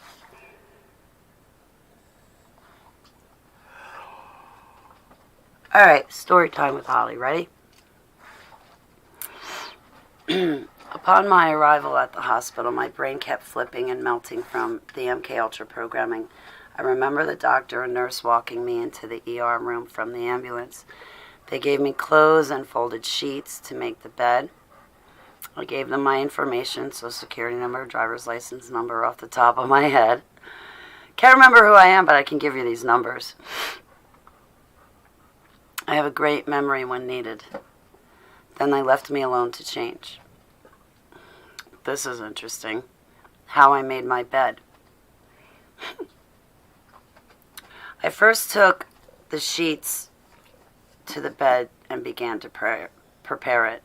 The first sheet I put down was the sheet itself, but I doubled it around the mattress and tucked it in. Second, I took the blanket, folded it into the dimensions of the mattress, and laid it down perfectly. Lastly, I took the fitted mattress sheet, then wrapped 3 corners around the mattress, left the 4th corner open, and grabbed the hospital gowns I was given, and walked into the bathroom as they hawked at me every moment.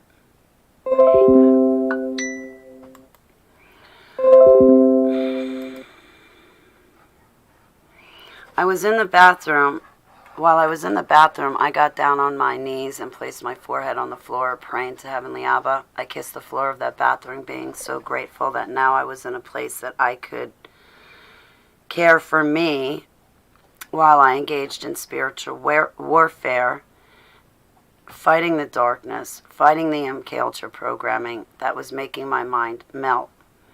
When I came back to the room, the doctor took my possessions. I had to remove my covenant ring for YESHUA, and that was so hard for me. I expressed to them how I never took that ring off and what it meant to me. Every day I would be asking them to see my covenant ring to make sure no one stole it from me. An ex-super soldier does not trust anyone because everyone is the enemy when waking up from what I endured. I was under no delusion and felt my own mortality. Walking on eggshells had nothing on me and the edge I was trying to balance myself on. Finally, I was somewhere that I felt I could get what I needed to deal with what was on my plate, but I could not give all my secrets away, and I innately knew that they would not understand what I am and who I am. The nurse entered the room with a big shot of something in her hands. My eyes opened wide, and I said, "No, I don't want the RFID chip. I do not accept this shot. I do not want it." She said it was not a chip, but it was a strong medication to knock me out and put me to sleep.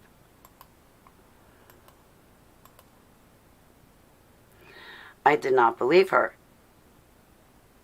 The doctor watched me, analyzing everything I did. She kept trying to say that she was allowed to give me the shot whether I give permission or not. Finally, I responded to her, "I choose Jesus. I choose YESHUA, not Satan. I don't want the RFID chip, and I will always serve Yud-Heh-Vav-Heh. I don't want the mark." She told me it was not going to, the shot was not going to do what I was thinking it was going to do. She said it was only medicine, which made me hesitate more. But I ended up holding out my arm, and she gave me the injection. While she and the doctor were still in the room, I got into my bed. I made through the corner I left open. I got underneath the blanket, then took the fitted mattress cover and held that in my hand, leaving a small opening so I could breathe, while the rest of my body was relaxed underneath the blankets. While I lay on the stretcher, I kept hearing sounds from the room next to me.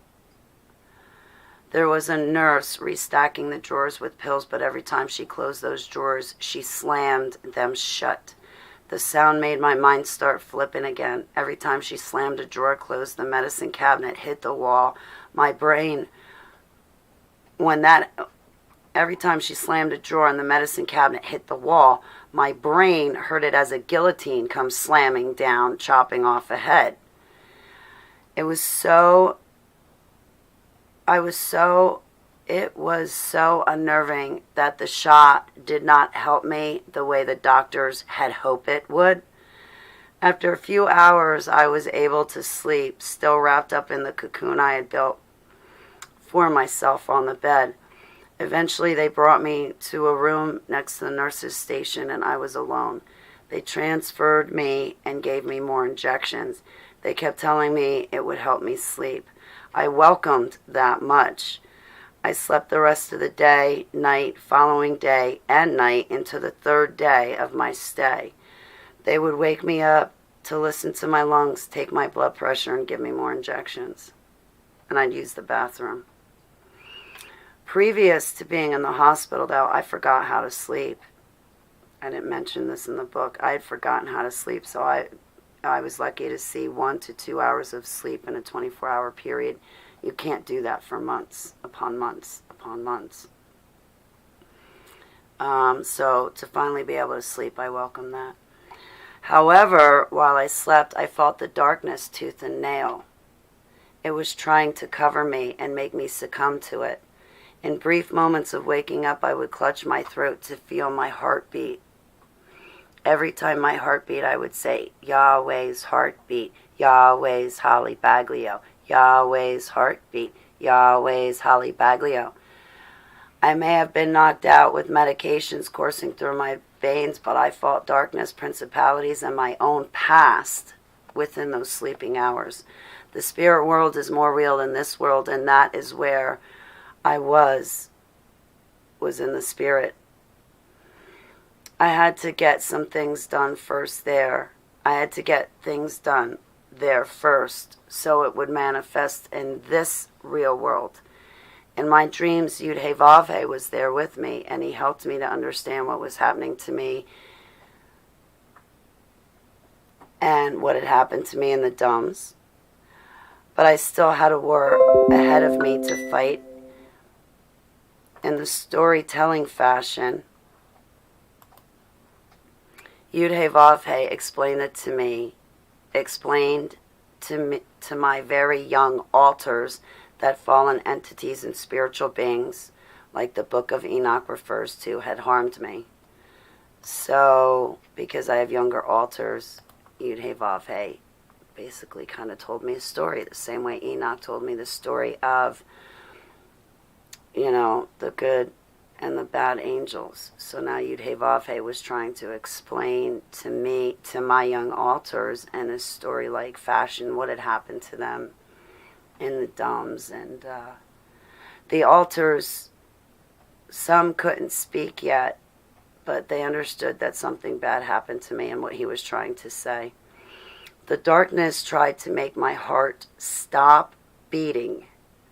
It felt like death was overcoming me and shutting down my organs. The darkness tried to entice me to come with it and abandon Yud-Heh-Vav-Heh. The darkness showed me what it was doing in the world and to other people, trying to steal them from YESHUA and being saved to him. This caused me grief on a scale that is out of this world. The darkness showered me with lust and promises so I would come back as an active super soldier. The darkness showed me the power it would give to me if I would just come back. The darkness was alluring in multiple ways. It called out to me in ways that were hard to say no. For example, the darkness showed me how fierce I was as a super soldier and how much more power I would have if I came back. The darkness told me I could rule over armies and nations. At the same time this was happening, Yud-Heh-Vav-Heh put me in his shoes and explained much more to me. He showed himself creating me in his workshop. He showed me some things about creation, Adam and Eve, the Garden of Eden. He showed me what happened to the Garden of Eden. The darkness surrounded me as it had done in the death experience back in 2007. I was fighting it with everything Yud-Heh-Vav-Heh built inside of me. The darkness was trying to stop me from being reconciled unto Heavenly Abba. I am a fighter, and I was not having that. On the third day, I woke up. I took my first walk out of my room and to the nurse's station. I asked them for a drink of water and if I could take a shower. They made me wait about 30 minutes before taking my vitals. I asked them to see my covenant ring. They brought my bag out to me, and I saw that everything was okay. It brought me some peace of mind. I asked for things to take a shower with, as I had no soap, no toothbrush, and no clothes. They gave me everything I needed, and I was able to shower. It was so cold. I asked them if they had hot water, but they told me to keep pushing that water button, and eventually it would heat up. I reluctantly said, okay. After about 20 minutes of pushing the water button, I was so frustrated and just hopped in with the cold water and gritted my teeth. Every morning about 6 a.m. I woke up to take a cold shower, and sometimes it was so cold I would shiver and bite my tongue. The first day was brutal. I wanted my vape pen so badly that they had gave me nicotine patches and switched my injections over to pill form. One of the pills gave me severe lockjaw. It didn't matter to me as I lost my speaking abilities anyway. I was lucky to get 2 to 5 words out at a time. I could not think to speak. I could draw pictures and write a bit. I was lucky that I remembered my own name and the address of the couch I was renting. After fighting so hard to stay alive, every other matter was secondary and unimportant. The day after waking up and showering, they started putting me into groups they had. I liked the art class they had and found myself there on and off hours by myself, drawing and coloring. When speaking to the doctors, psychiatrists, and counselors, I did not tell them everything. I did not tell them. What I did tell them was my dreams were coming true and I believe in God.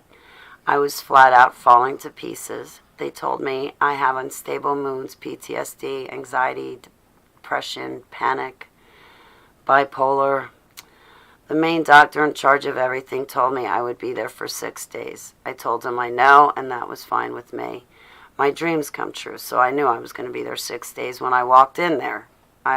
When I walked in, I knew how long I was going to be there for. There is nothing any human can tell me that Yud-Heh-Vav-Heh has not already informed me of prior. I did what they wanted me to and was grateful to be eating and sleeping again and not having to worry about anything except for the spiritual warfare before me, as well as I worried about my cat and dog not being with them during those 6 days. That ate me up. I was worried about Seva and Keeper. I kept thinking of them and visiting Seva and Keeper in the spirit world. I prayed so hard for them because I was going to be away for 6 days, and it took 4 days to make a phone call. I did not tell my roommate I was leaving. It just so happened that on that morning, December 20th, he took off work and he was in his bedroom. I could have asked him for help, but I did not feel safe with him. The other patients and I started to form short-lived bonds. I loved them. They were all great and unforgettable. 3/4 of us got along. However, I did notice some things. In the hospital, everybody was either with Jesus or with Satan. There was one man driven nuts because his dreams were coming true, just like mine, but no one would listen to him. He could not handle that and felt personally responsible because the other people chose not to listen and then got terribly sick or died. It hurt him on many levels. He spoke of Jesus. When I said YESHUA, he knew that name very well. He was a brilliant man. My heart goes out to him. I know his sufferings. Other people were inflicted with demons that made them sick. Some people were just there looking for narcotic medications. I saw a girl lost to a dark power. Through her eyes, I could see the demon inside of her looking back at me. I heard that demon every day and night when it manifested. The girl would begin to talk mean to herself, swearing with vulgarity. She said foul things about herself and to others around her. She would follow me around the hallway or walk past my boy or pace back and forth past my bedroom. When the demon manifested, I could feel the darkness. The girl paced the hallways and she put herself through bloody hell by picking deeply into her skin on her arms, face, and other areas of her body. She did not take care of herself. She would not eat or sleep. There was only one day I was able to talk to her without the demon manifesting. She was a timid, quiet, very smart and polite 16-year-old girl. She was shy, but the doctors having her drugged out of her skull did not help the situation. I could see she needed a freedom deliverance, but I felt I was in no position to help, and the doctors would have locked me up longer if I gave her one. I just wanted to grab a hold of her and prevent her from harming herself anymore. I had a notepad, a pencil, and a few crayons that I kept in my room. One morning, the girl was circling around my room. I left my notepad on the bed and took a walk to the cafe and TV room. When I got back, the nurse was changing the bed sheets and the girl had disappeared. I asked the nurses if they had seen my notepad, and all of them said no. I told them who I thought it could have been, but I did not want to make trouble, so I let it go. It was only the notepad was only of my mind falling apart, but I wanted to keep it.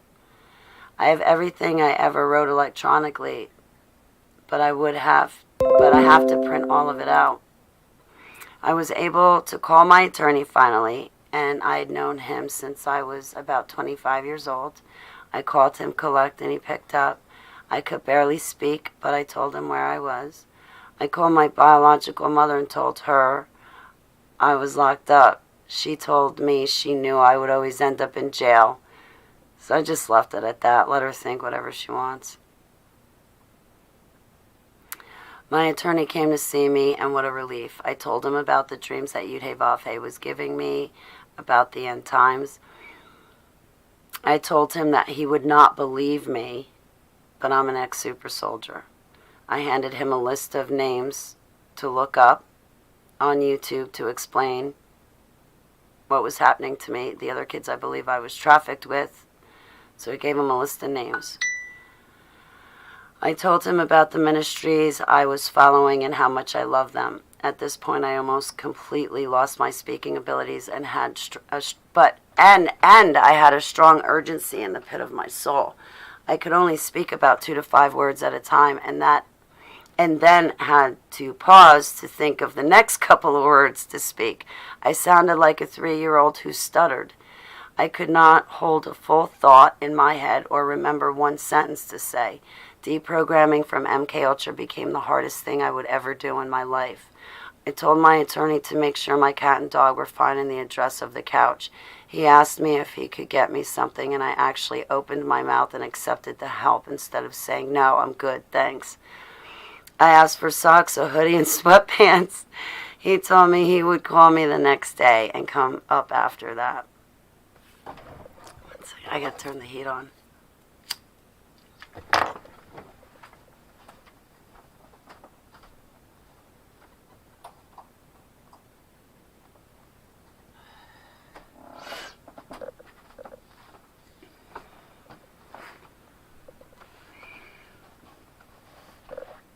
He came up he came up twice while I was there.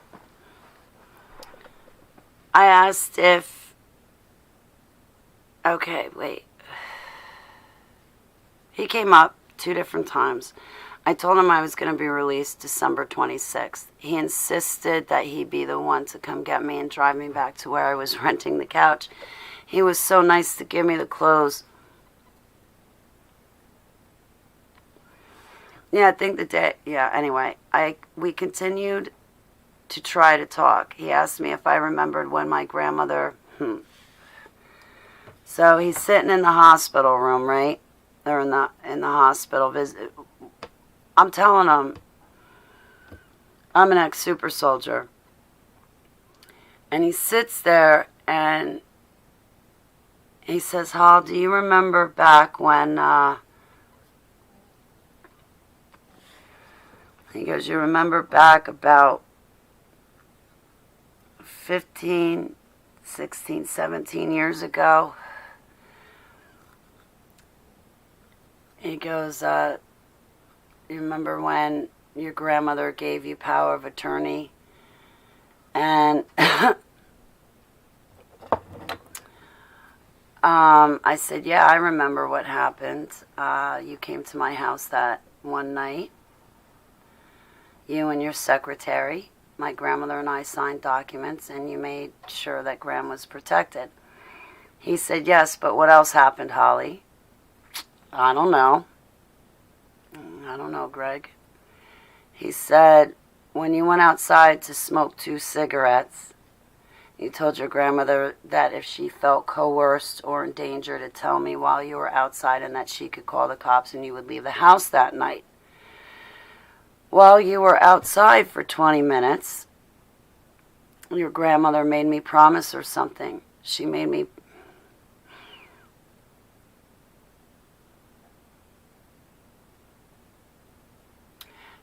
promise to look after you. She told me that you were special and to never let anything happen to you. I plan to keep my promise to her, Holly. I believe you, Holly. I believe everything you say and everything's going to be okay. My attorney became my father figure right then and there.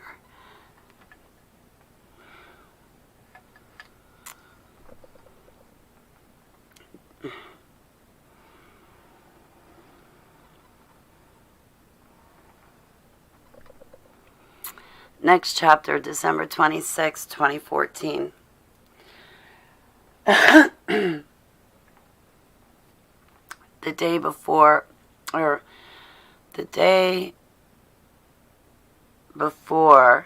hospital released me, the main doctor told me to stay away from the Holy Bible and to stop listening to the ministries that YESHUA led me to. When I got out of the hospital, that lasted all of 2 days.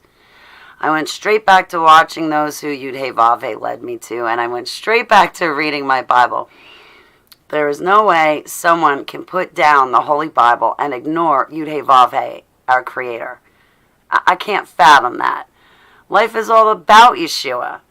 I was not about to remove Him from my life when I just found Him. The doctors did not know what they were talking about, and I was not about to listen to their advice as I knew it would be deadly for my soul.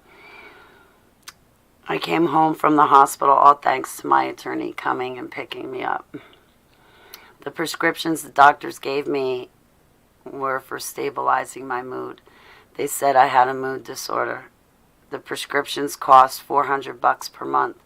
They were excessively expensive. I could not afford that and still pay rent, feed myself, and pay other monthly bills. I remember when my grandfather passed away, our family physician told my grandmother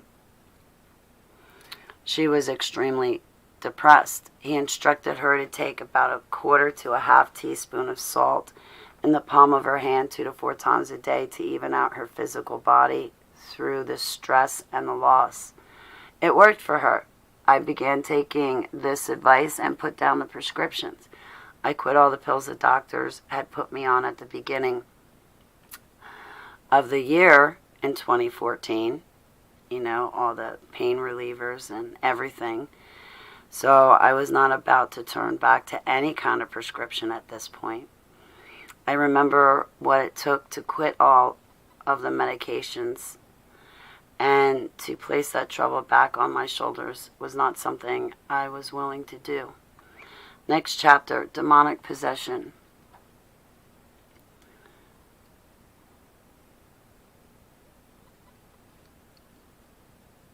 I am not going to make it through reading this whole thing to you guys tonight.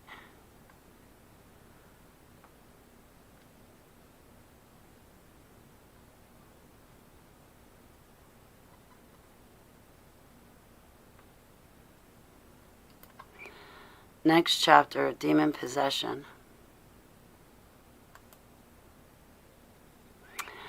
The demonic possession felt like I was on every single illegal drug all at once. My physical body experienced the tremendously terrible visions I was having. So my body physically experienced the terrible visions I was seeing. I knew what was happening to me the whole time through demonic possession. I knew what was going on. This was enough to make any normal person crumble. Now here I am as an ex-super soldier getting right with YESHUA and doing everything it takes. I was shaken to my core. I did not eat. I did not shower. I did not do anything except pray to YESHUA. Satan serenaded me every night underneath my window while standing in my driveway. Actually, he did about everything to get my attention, but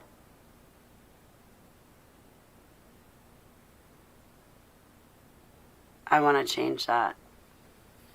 He did everything he could to get my attention. He sang to me. He played music. Most often, he pitched a pity party professing his supposed innocence. What he did not know was Heavenly Abba was...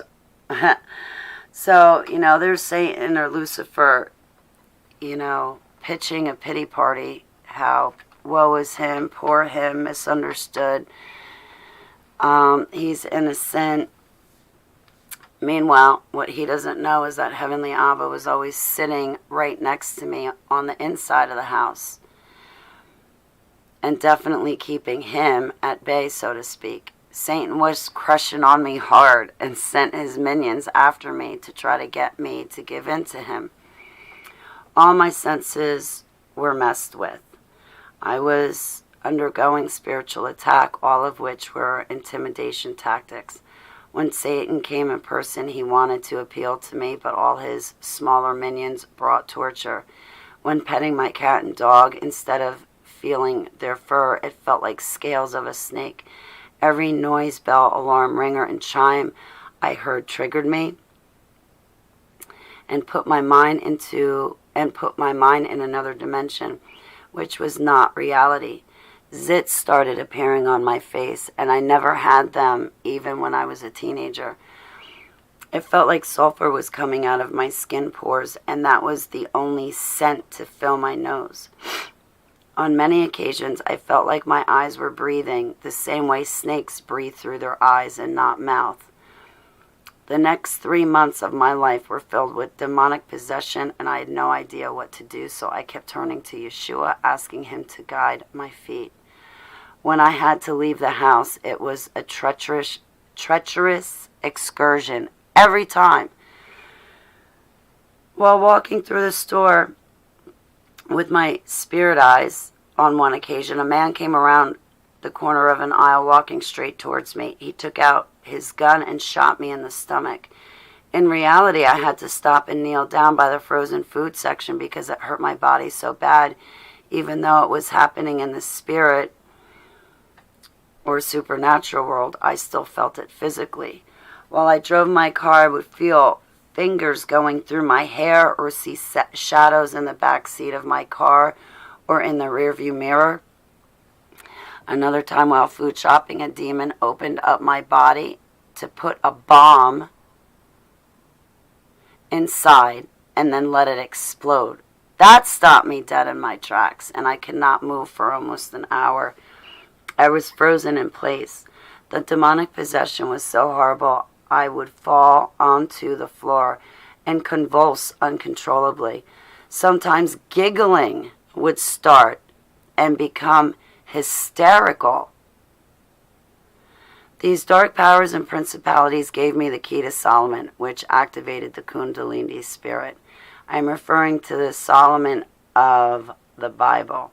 They tore me apart in ways I cannot begin to describe, except to say that it was similar to the experiences I had in the dumps when us kids were tortured, traumatized, and trained. So that's what the demonic spirits were doing to me. The stakes, for example, the stakes used in making iron gates and fencing, those demons would pierce those through my body. They jammed them into my body over and over again without ceasing. My body convulsed and shook, jolting me down, and I could not physically move my body until the attack ended. Even then, the pain was so excruciating that I would sweat profusely. I felt at times like those demons were crucifying me, similar to what Jesus and his apostles went through. It may have been in the spirit, but physically and mentally I was going through it in reality. They stabbed those stakes into my body, skull, and bones. Demons would scratch the inside of me until a couple times I found scratches on the outside of my body. They were traumatizing me from the inside out and made me have tremors. I was fully awake and aware of what was happening inside my body and mind day and night, and it would manifest in the real world and physically to my body. I asked Yud-Heh-Vav-Heh for the names of what possessed me. Thoth, Beelzebub, and Osiris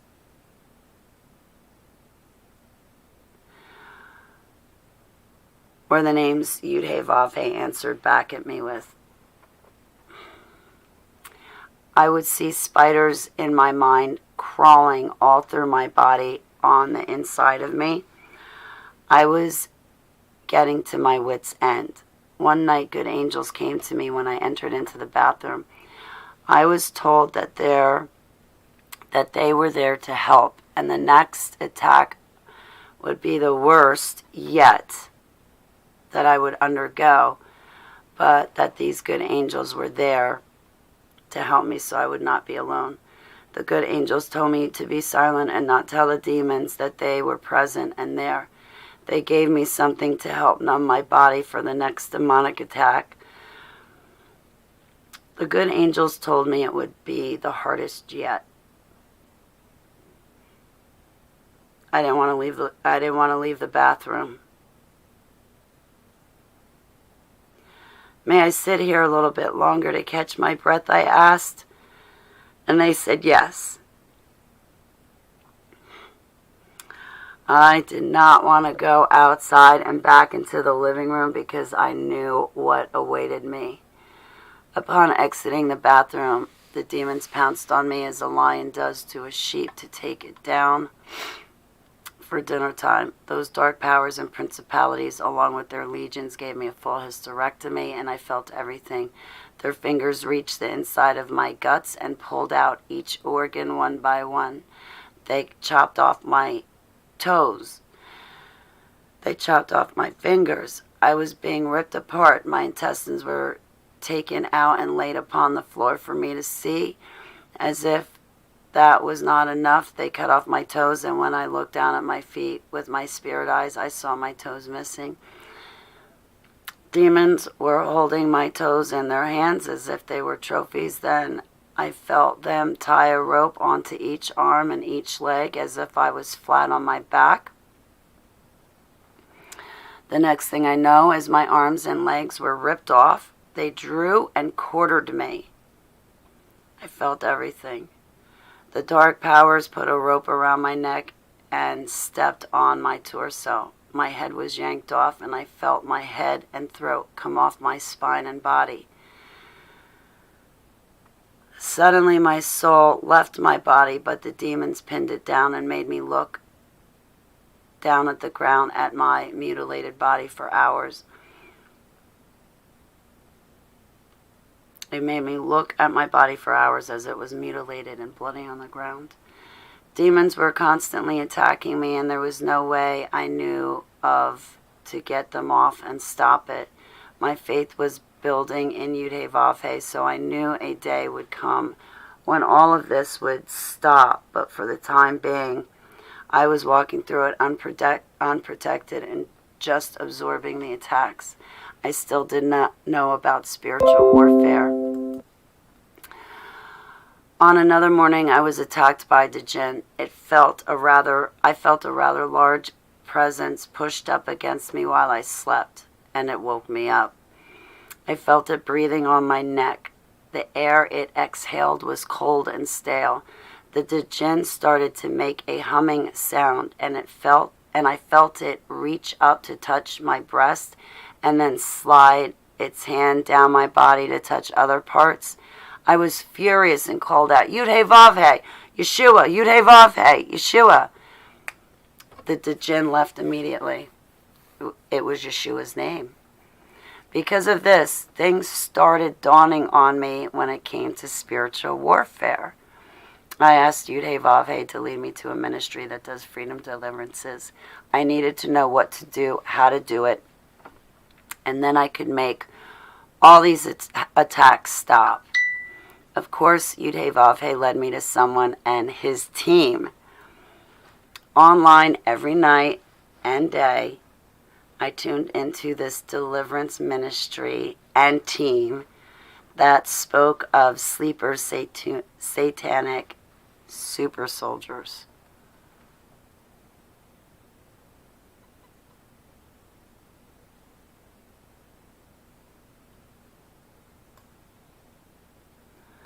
Okay, so like, where am I? 75 to 91. So that's 16 pages. Okay.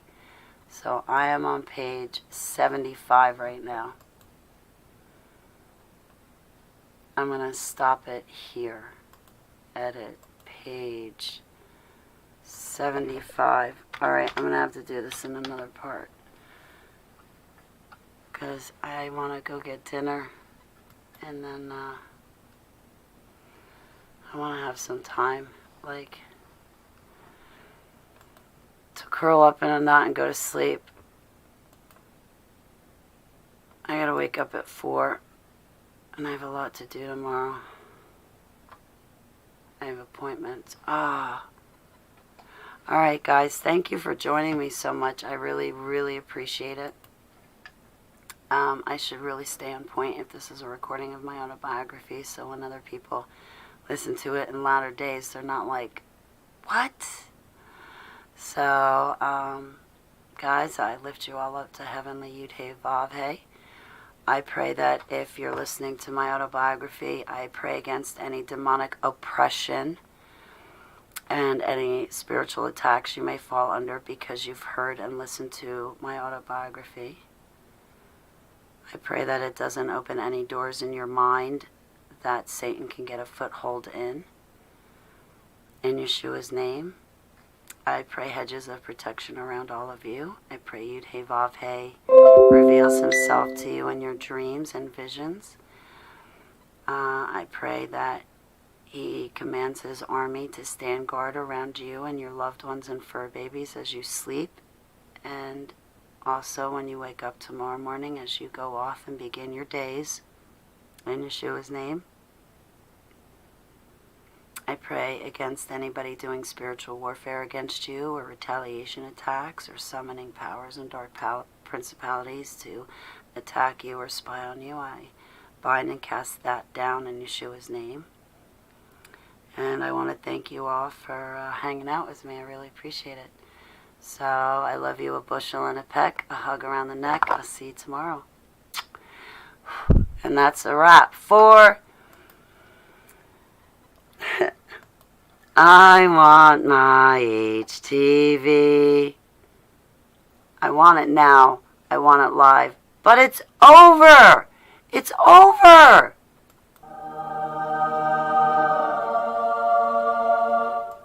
Okay, not really. It's just to be continued.